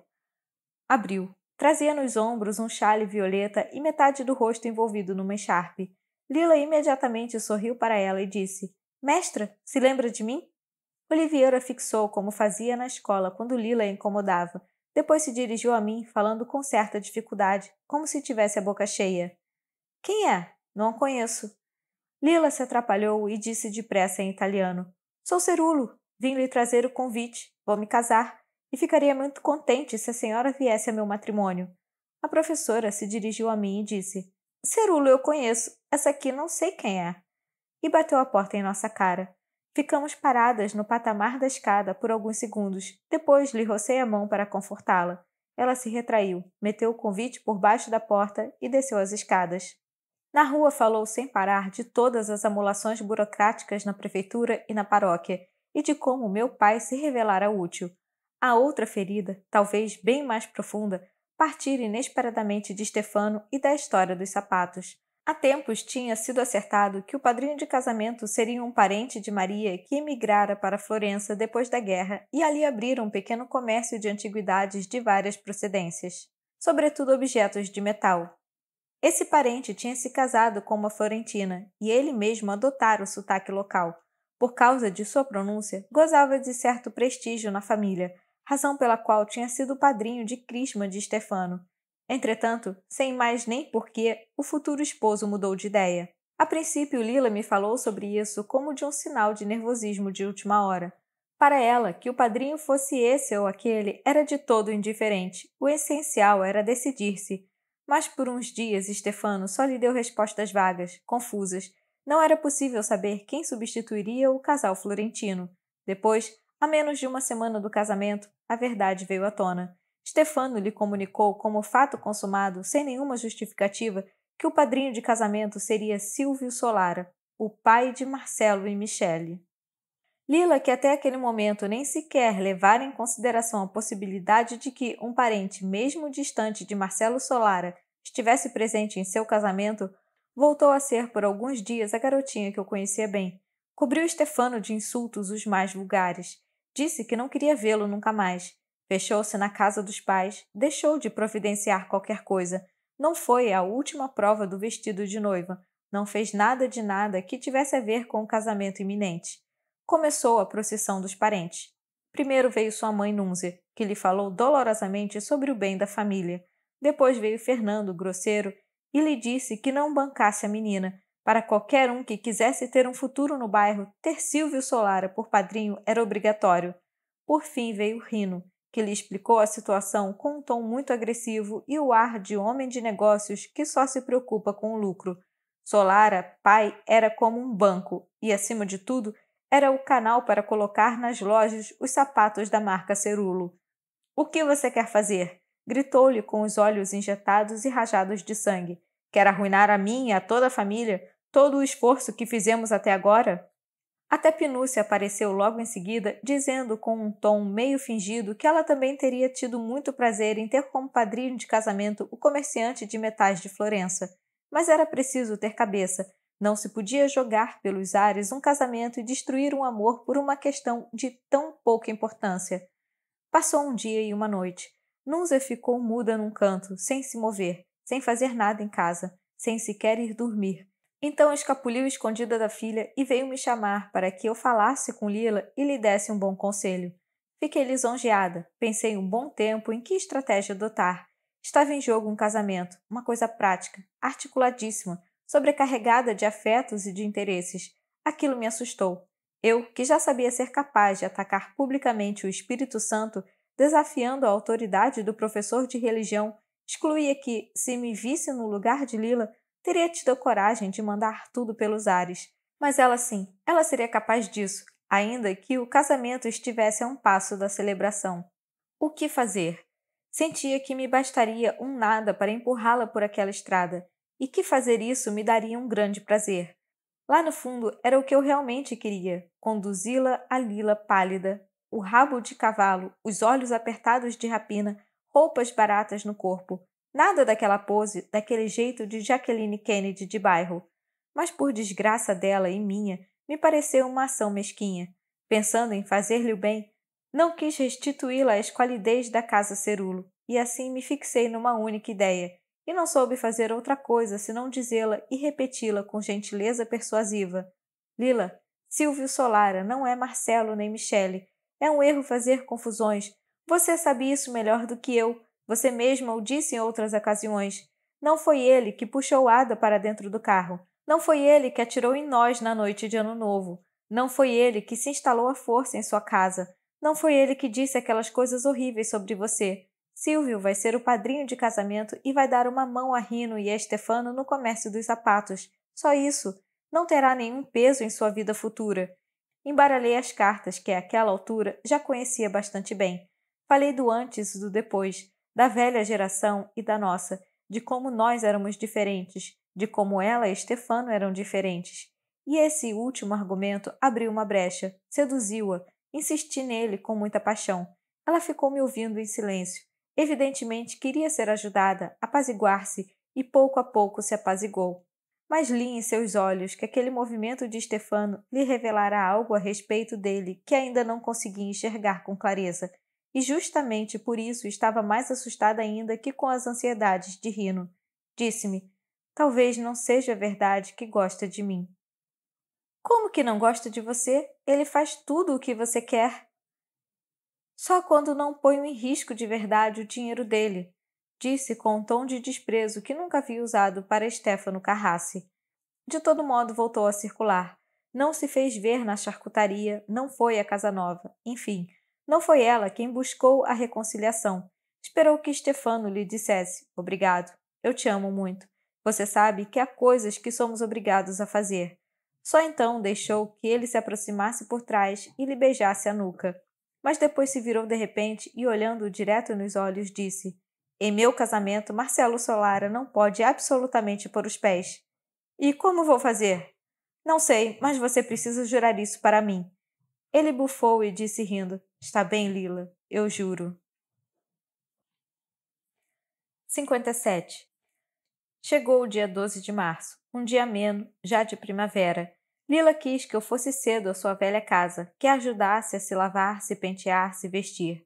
Mandou a mãe embora e ficamos sozinhas. Sentou-se na beira da cama de calcinha e sutiã.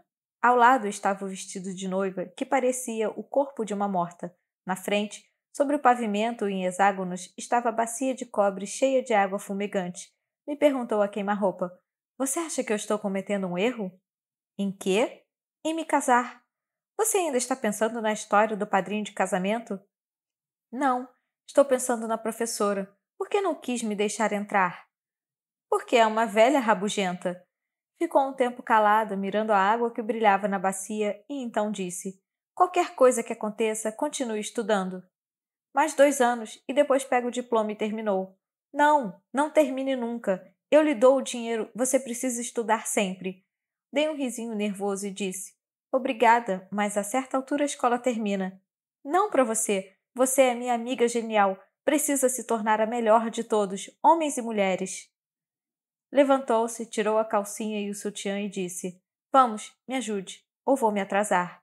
Jamais a tinha visto nua, me envergonhei. Hoje posso dizer que foi a vergonha de pousar com prazer o olhar sobre o seu corpo, de ser a testemunha participante de sua beleza de 16 anos, poucas horas antes de que Stefano a tocasse, a penetrasse, a deformasse, talvez engravidando-a. Naquele momento foi apenas uma tumultuosa sensação de inconveniente necessário. Uma situação em que não se pode virar o rosto para o outro lado, não se pode afastar a mão sem dar a reconhecer o próprio desconcerto, sem o declarar justo ao se retrair, sem, portanto, entrar em conflito com a imperturbada inocência de quem nos está perturbando, sem exprimir precisamente com a recusa a violenta emoção que nos abala, de modo que você se obriga a continuar ali, a deixar o olhar sobre os ombros de menino, sobre os seios de mamilos crispados, sobre os quadris estreitos e as nádegas rijas, sobre o sexo escuríssimo, sobre as pernas compridas, sobre os joelhos tenros, sobre os tornozelos arredondados, sobre os pés elegantes, e você finge como se não fosse nada, quando na verdade tudo está em ato, presente, ali no quarto pobre e um tanto escuro, a mobília miserável ao redor, sobre um piso irregular e manchado de água, e o coração se agita, e suas veias se inflam. Lavei-a com gestos lentos e acurados, de início deixando-a agachada no recipiente, depois lhe pedindo que ficasse de pé, e ainda tenho nos ouvidos o rumor da água que escorre, e me ficou a impressão de que o cobre da bacia tinha uma consistência semelhante à da carne de Lila, que era lisa, sólida, calma. Tive sentimentos e pensamentos confusos. Abraçá-la, chorar com ela, beijá-la, puxar-lhe os cabelos, rir, fingir competências sexuais, e instruí-la com voz doutoral, repeli-la com palavras bem no momento da maior intimidade. Mas no final restou apenas o pensamento hostil de que eu a estava purificando da cabeça aos pés, de manhã cedo, só para que Stefano a emporcalhasse durante a noite. Imaginei-a nua, como estava agora, envolvida pelo marido, na cama da casa nova, enquanto o trem chacoalhava sobre suas janelas e a carne violenta dele lhe entrava por dentro com um golpe preciso, como uma rolha de cortiça empurrada com a palma no gargalo de uma garrafa de vinho.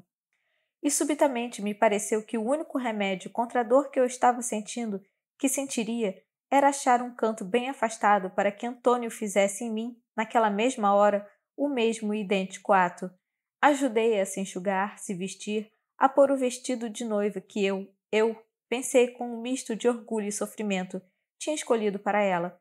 O tecido se tornou vivo, sobre sua candura correu o calor de Lila, o vermelho da boca, os olhos pretíssimos e duros. Por fim calçou os sapatos que ela mesma desenhara. Pressionada por Rino, que se não os tivesse calçado, sentiria como uma espécie de traição. Escolhera um par de saltos baixos para evitar parecer muito mais alta que Stefano. Olhou-se no espelho, erguendo um pouco o vestido. São feios, disse. Não é verdade. Riu com nervosismo. São sim, olhe. Os sonhos da cabeça foram parar debaixo dos pés. Virou-se com uma expressão repentina de pavor. O que vai acontecer comigo, Leno? 58. Na cozinha, esperando-nos com impaciência, prontos há um bom tempo, estavam Fernando e Núncia. Nunca os tinha visto tão arrumados. Naquela época, os pais dela, os meus, todos os pais me pareciam velhos. Eu não fazia grande distinção entre eles e os avós maternos, os paternos, criaturas que a meus olhos tinham toda uma espécie de vida fria, uma existência sem nada em comum com a minha, com a de Lila, de Stefano, de Antônio, de Pasquale.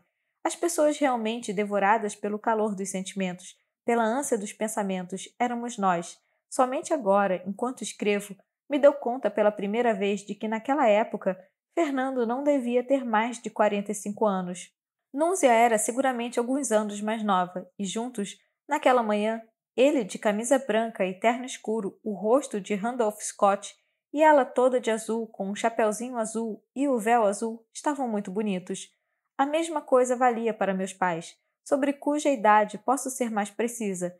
Meu pai tinha 39 anos, minha mãe, 35. Olhei-os demoradamente naquele dia na igreja.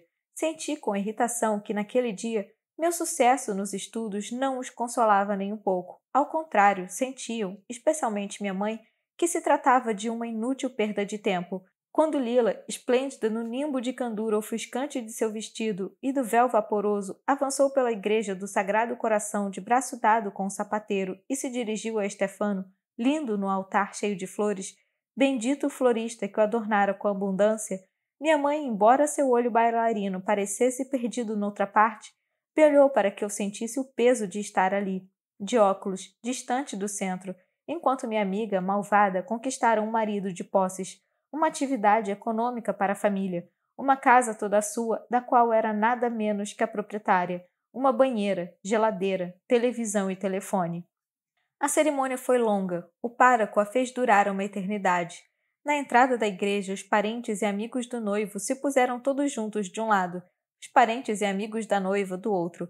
Durante todo o tempo, o fotógrafo fez um número infinito de fotos, flashes, refletores, enquanto seu jovem ajudante filmava os momentos mais decisivos.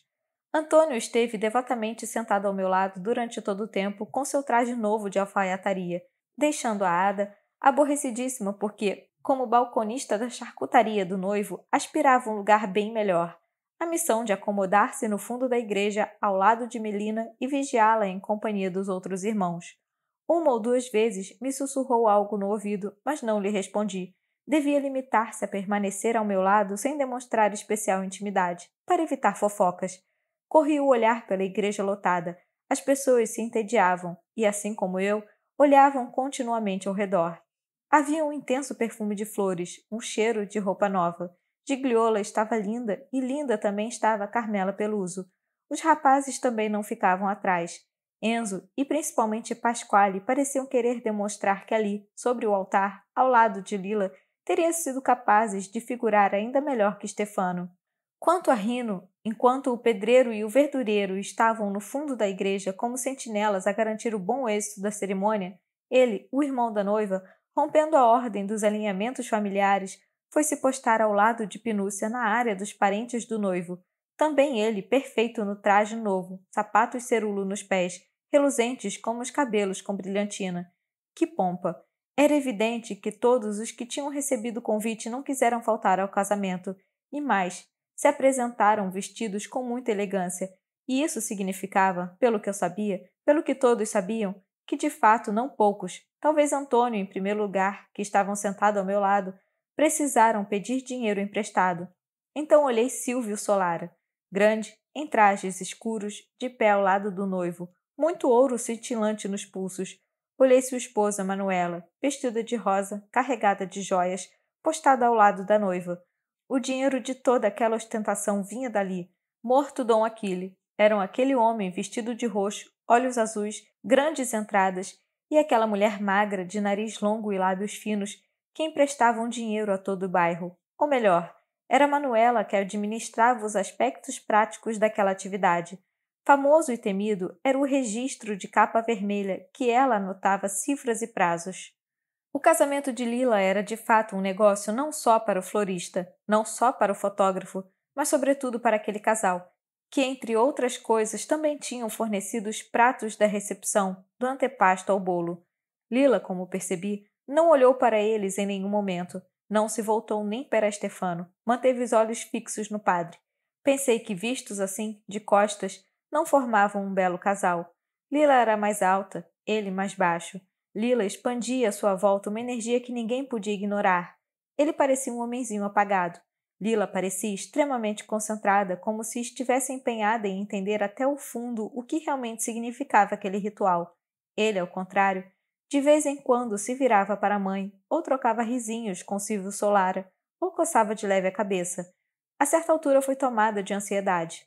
Pensei, e se Stefano de fato não fosse o que parecia? Mas eu não fui até o fundo daquele pensamento por 2 motivos. Antes de tudo, os 2 noivos disseram sim um ao outro de modo límpido e claro em meio à comoção geral, trocaram as alianças, se beijaram, e eu tive de me convencer de que Lila estava realmente casada. Depois aconteceu que, de repente, não liguei mais para os noivos. Percebi que tinha avistado todos, exceto Afonso, e o procurei com o olhar entre os parentes do noivo, entre os da noiva. Encontrei-o no fundo da igreja, quase escondido atrás de uma coluna. Fiz-lhe um sinal, ele respondeu, veio em minha direção. Mas atrás dele apareceu em grande pompa Marisa Sarratori, e logo depois, desengonçado, mãos no bolso, desgrenhado, com o paletó e a calça amarrotados que usava no colégio, Nino. 59. Em seguida se formou um confuso aglomerado em torno dos noivos, que saíam da igreja acompanhados dos sons vibrantes do órgão e dos flashes do fotógrafo.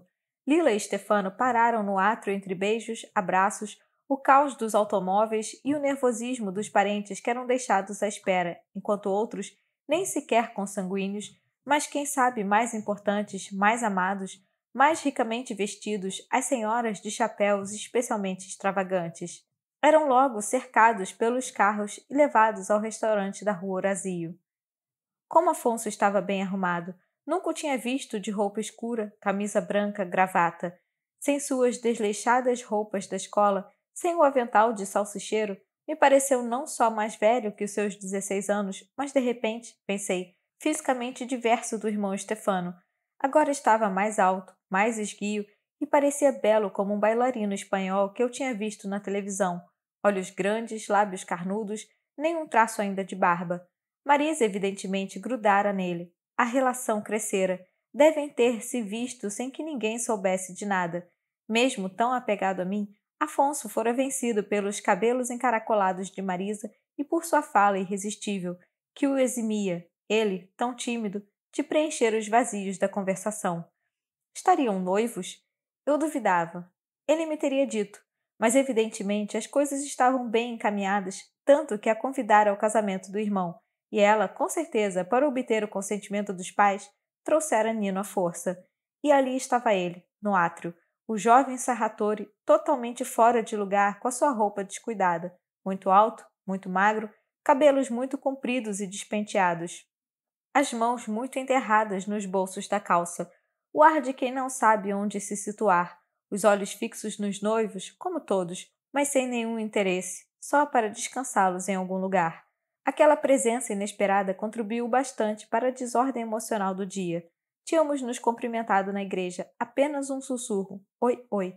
Depois Nino seguiu atrás da irmã e de Afonso, e eu fui firmemente enlaçada no braço por Antônio, e apesar de logo ter me soltado, mesmo assim acabei na companhia de Ada, Melina, Pasquale, Carmela e Enzo.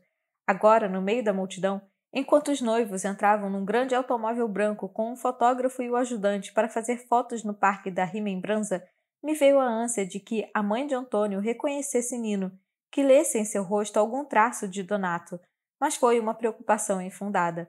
A mãe de Lila, Núncia, a conduziu consigo, aliada, junto a Ada e os irmãos mais novos, para um carro que a levou embora. De fato, ninguém reconheceu Nino, nem mesmo Gigliola, nem Carmela, nem Enzo. Nem se deram conta de Marisa, embora ela ainda tivesse os traços da menina que tinha sido. No momento, os dois Rattori passaram inteiramente despercebidos. Enquanto isso, Antônio já me conduzia para o velho carro de Pasquale. E conosco subiram Carmela e Enzo, e já estávamos para partir. E eu não soube dizer senão: onde estão meus pais? Tomara que alguém cuide deles. Enzo respondeu que os tinha visto em não sei que carro, ou seja, não havia mais nada a fazer. Partimos, e Anino, ainda parado no átrio com ar atônito, com Afonso e Marisa que falavam entre si, tive tempo apenas de lhe lançar um olhar, e depois o perdi. Fiquei nervosa. Antônio sussurrou em meu ouvido, sensível às minhas mudanças de humor. O que foi? Nada. Você se chateou com alguma coisa?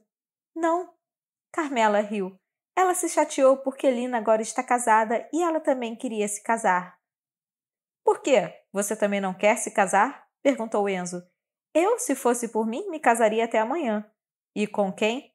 Eu sei com quem. Calada, disse Pasquale, que com você ninguém fica. Fomos até a marina. Pasquale guiava feito um louco. Antônio ajustara o automóvel tão bem que ele o tratava como um carro de corrida. Voava fazendo um grande barulho, ignorando os solavancos causados pelas ruas irregulares. Encostava com velocidade nos carros que iam à frente. Parava a poucos centímetros do choque. Esterçava bruscamente e os ultrapassava. Nós, garotas, lançávamos gritos de terror ou fazíamos recomendações indignadas, que o faziam rir e acelerar ainda mais. Antônio e Enzo não piscavam o olho. No máximo faziam comentários pesados sobre os motoristas lentos. Abaixavam a janela e, enquanto Pasquale os ultrapassava, gritavam insultos. Foi durante aquele percurso rumo à rua Horácio que comecei a me sentir claramente uma estranha. Infeliz por meu próprio estranhamento. Eu tinha crescido com aqueles rapazes, considerava seu comportamento normal. A língua violenta deles era minha, mas seguia cotidianamente, já há 6 anos, um percurso que eles ignoravam por completo e que eu, ao contrário, trilhava de modo tão brilhante que chegava a ser a melhor. Com eles eu não podia usar nada daquilo que aprendia diariamente. Tinha que me conter, de alguma maneira, me autodegradar. O que eu era na escola, ali era obrigada a colocá-lo entre parênteses ou a usá-lo na traição, para intimidá-los. Me perguntei o que estava fazendo naquele carro. Ali estavam meus amigos, certo. Ali estava meu namorado. Estávamos indo à festa de casamento de Lila. Mas justamente aquela festa ratificava que Lila, a única pessoa que eu sentia ainda necessária, malgrado nossas vidas divergentes, não nos pertencia mais, e com sua retirada, toda a mediação entre mim e aqueles jovens, aquele carro correndo por aquelas ruas, se exaurira. Por que então eu não estava com Afonso, com quem partilhava tanto a origem quanto a fuga?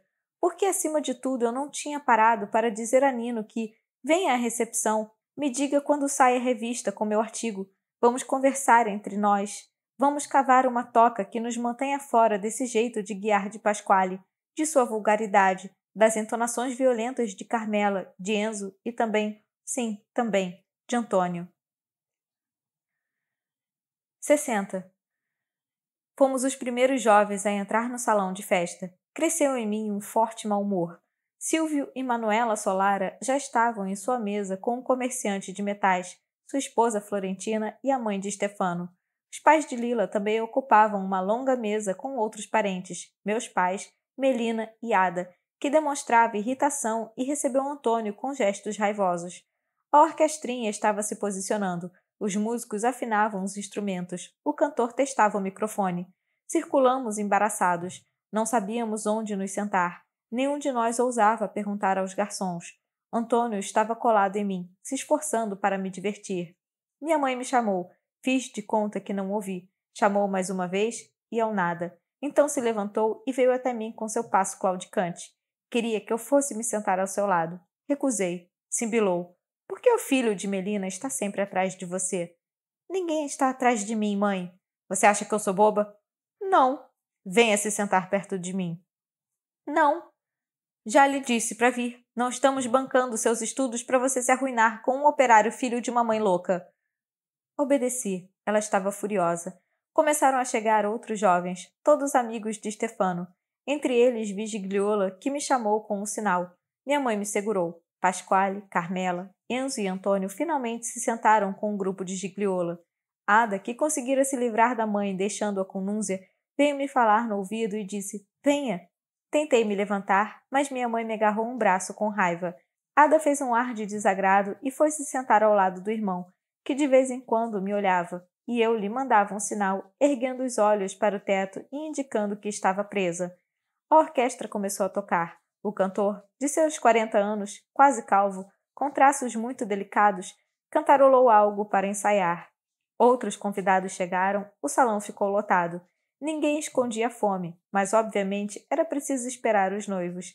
Tentei me levantar de novo e minha mãe sibilou. Fique perto de mim. Perto dela. Pensei em quanto era contraditória sem perceber, com suas raivas, com aqueles gestos imperiosos.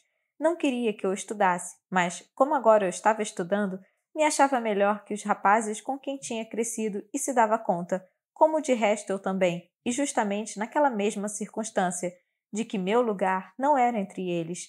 Entretanto, me obrigava a ficar perto dela para me defender sabe-se lá de que mares revoltos, de que voragens e precipícios, perigos que naquele momento, a seus olhos, eram todos representados por Antônio. Mas estar perto dela significava permanecer em seu mundo, tornar-me semelhante a ela em tudo. E se eu me tornasse semelhante a ela, o que mais poderia esperar além de Antônio? Nesse meio tempo, os noivos chegaram entre aplausos entusiásticos. A orquestra logo atacou com a marcha nupcial. Sondei indissoluvelmente a minha mãe, ao corpo dela, a estranheza que me tomava cada vez mais. Lá estava Lila, festejada por todo o bairro, e parecia feliz. Sorria elegante, gentil, de mãos dadas ao marido. Estava deslumbrante. Nela, em seus passos, eu me mirara desde pequena, para escapar de minha mãe. Tinha fracassado. Lila continuara ali, vinculada de modo flagrante àquele mundo, do qual imaginava ter extraído o melhor. E o melhor era aquele jovem, aquele casamento, aquela festa, o brinquedo dos sapatos para a Rino e o pai.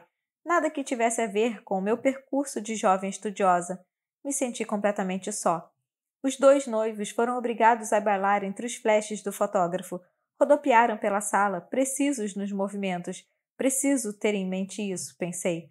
Do mundo de minha mãe, nem mesmo Lila, apesar de tudo, conseguiu escapar. Já eu preciso conseguir. Não posso mais ser aquiescente. Preciso eliminá-la, assim como fazia Oliviero quando se apresentava em nossa casa para impor a ela o meu bem.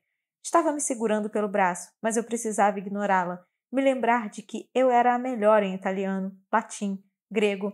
Me lembrar de que tinha enfrentado o professor de religião.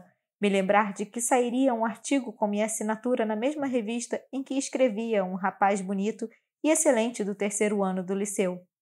Nino Sarratori entrou naquele exato momento. Avistei-o antes de ver Afonso e Marisa. Avistei-o e fiquei de pé. Minha mãe tentou me segurar pela dobra do vestido, mas me desvencilhei.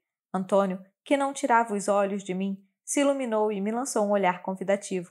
Mas eu, com um movimento contrário ao de Lila e de Stefano, que agora se dirigiam ao centro da mesa onde estavam o casal Solara e o casal de Florença, rumei direto para a entrada, para Afonso, Marisa e Nino. 61.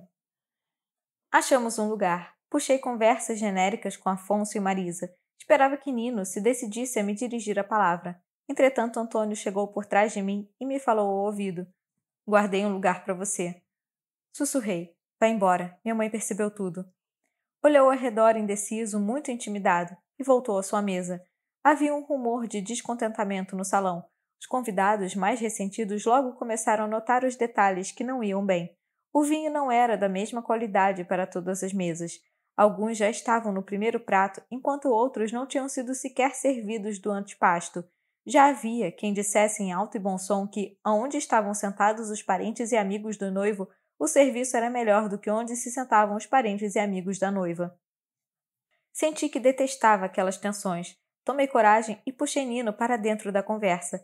Pedi que me falasse de seu artigo sobre a miséria de Nápoles, esperando pedir logo em seguida, com naturalidade, notícias sobre o próximo número da revista e sobre minha meia página. Ele falou coisas muito interessantes e bem informadas sobre o estado da cidade. Fiquei surpresa com a sua segurança. Em Isha ainda tinha traços do rapaz atormentado. Agora me pareceu bastante maduro. Como era possível um jovem de 18 anos discorrer não genericamente sobre a miséria com tons aflitos, como fazia Pasquale, mas apresentando fatos concretos, de modo distanciado, citando dados precisos? Aonde você aprendeu essas coisas? Basta ler. O quê? Os jornais, as revistas, os livros que tratam desses problemas. Eu nunca tinha sequer folheado um jornal ou uma revista. Lia somente romances. A própria Lila, na época em que ainda lia, não tinha lido outra coisa que não os velhos romances esfarrapados da biblioteca circulante. Eu estava atrasada em tudo. Nino podia me ajudar a recuperar terreno. Comecei a lhe fazer mais e mais perguntas e ele respondia. Respondia sim, mas não dava respostas fulgurantes como Lila. Não tinha sua capacidade de tornar tudo cativante. Construía raciocínios com um olhar de estudioso, cheio de exemplos concretos, e cada pergunta minha era um pequeno empurrão que desencadeava uma avalanche. Falava sem parar, sem embelezamentos, sem nenhuma ironia, duro, cortante. Afonso e Marisa logo se sentiram isolados. Marisa disse: Nossa Senhora, como meu irmão é chato!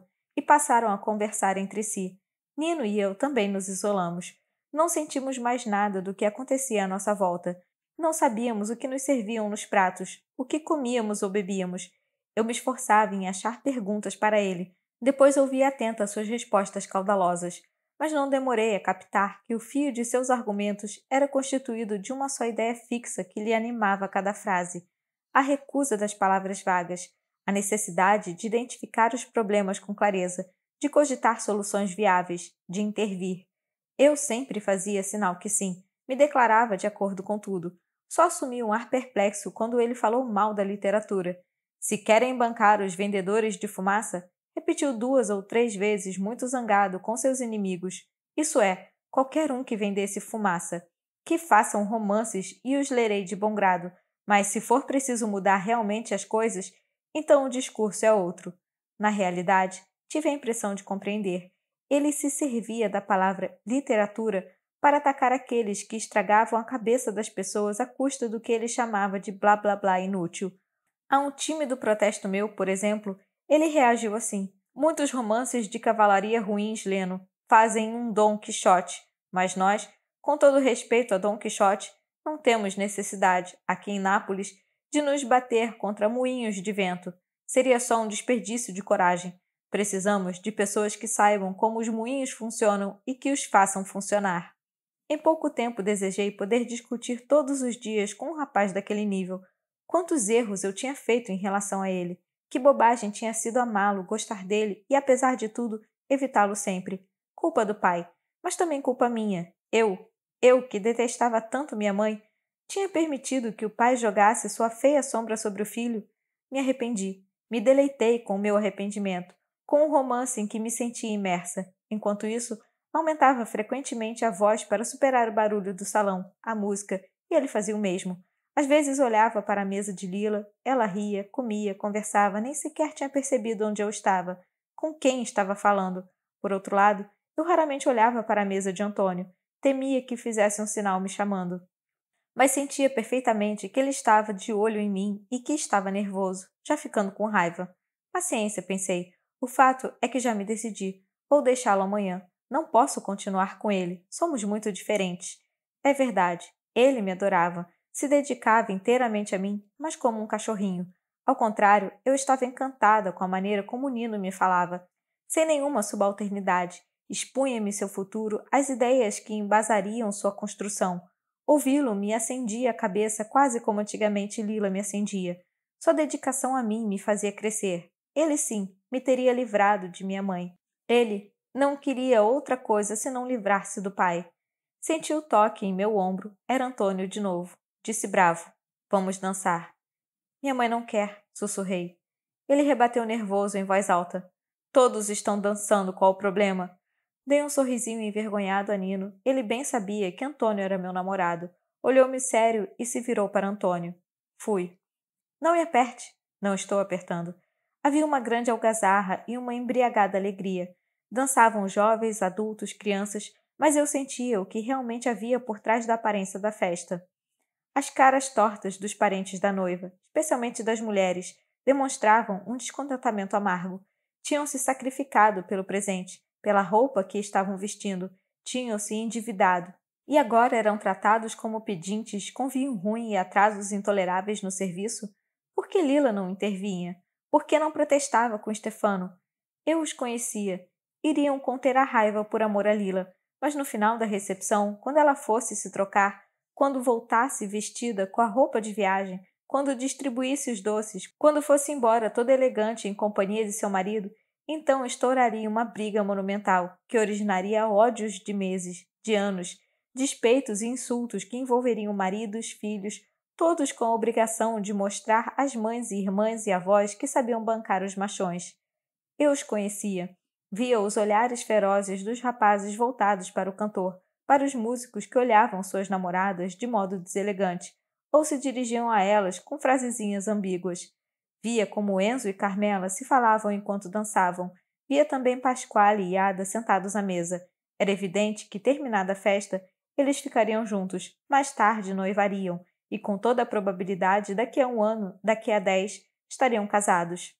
Via Rino e Pinúcia. No caso deles, tudo seria mais rápido, se a fábrica de calçados Cerulo realmente progredisse. No máximo, daqui a 1 ano, teriam uma festa de núpcias não menos luxuosa que aquela. Dançavam, se olhavam nos olhos, se apertavam com força, amor e interesse. Charcutaria mais sapataria. Edifícios velhos mais edifícios novos. Eu era como eles? Ainda era? Quem é aquele? Perguntou Antônio. Quem você acha que é, não o reconhece? Não. É Nino, o filho mais velho de Sarratori. E aquela é Marisa, se lembra? Por Marisa não demonstrou o mínimo interesse. Por Nino, sim, disse nervoso. E você primeiro me leva até Sarratori para ameaçá-lo e depois fica horas conversando com o filho dele?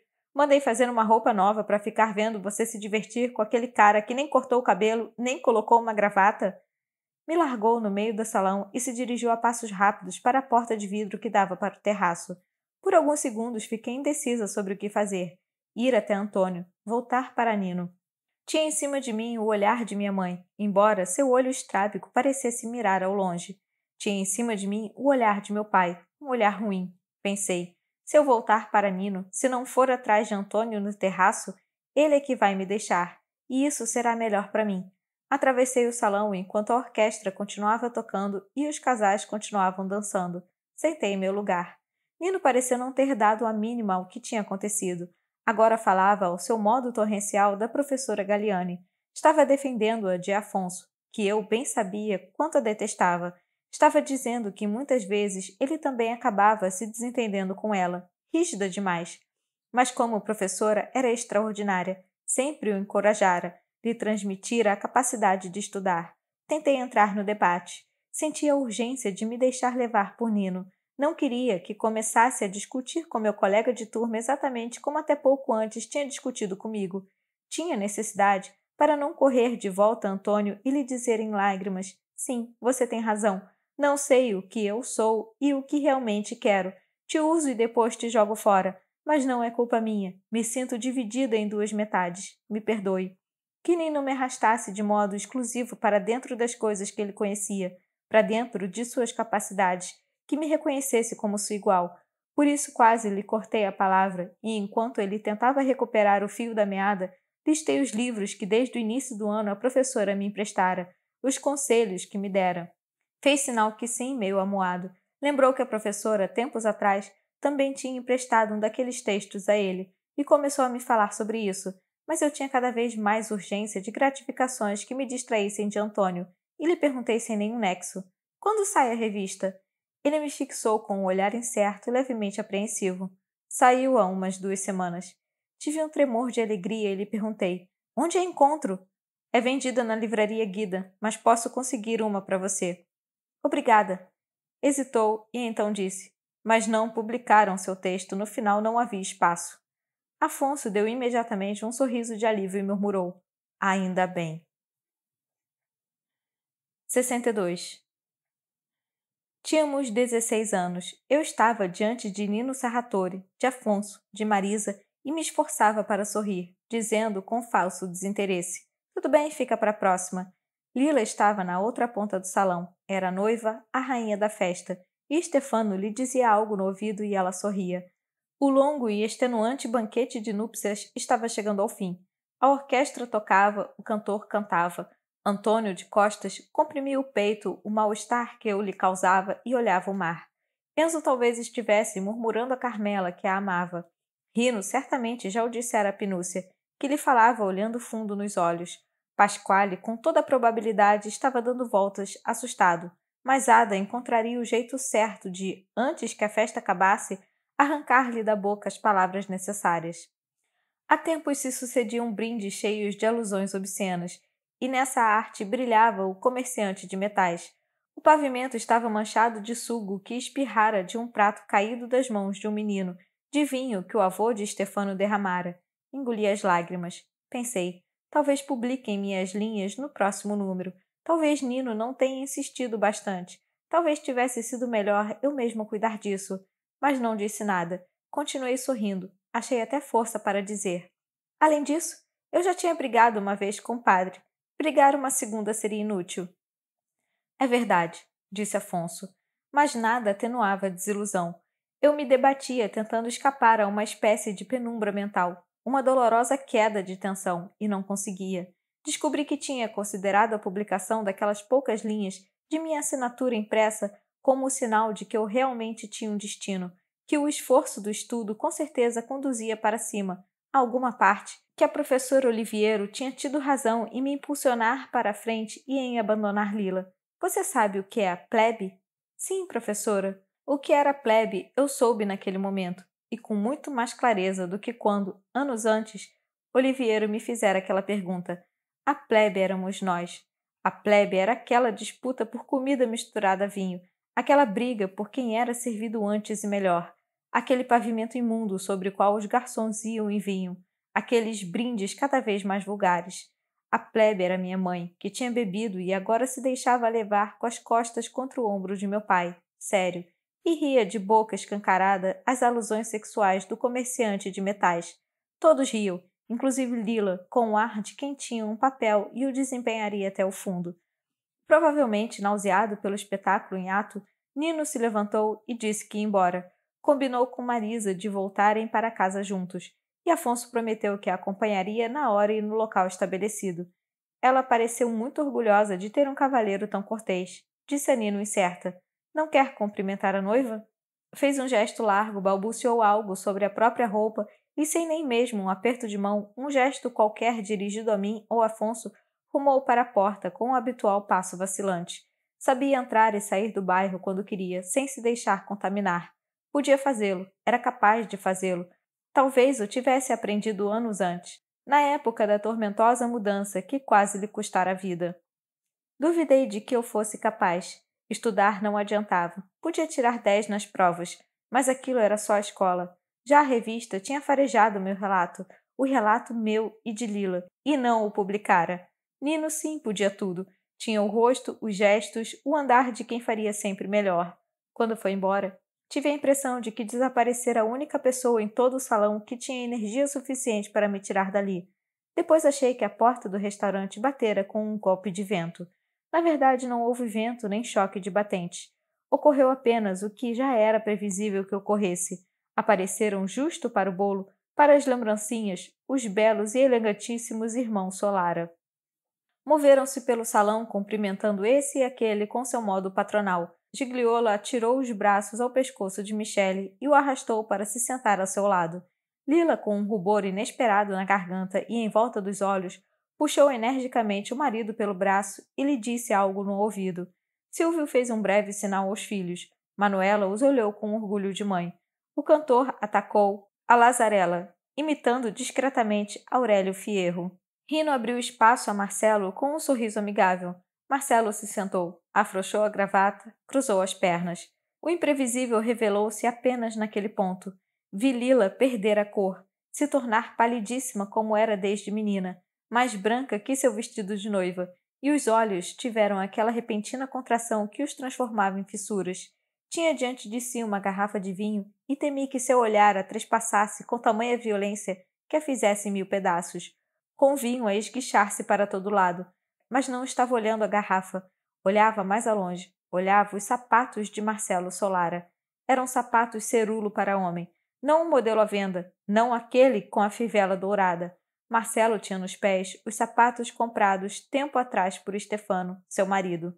Era o par que ela havia fabricado com Rino, feito e desfeito por meses, arruinando suas mãos. Se você ouviu o livro até aqui, que tal fazer uma doação de qualquer valor para ajudar o canal?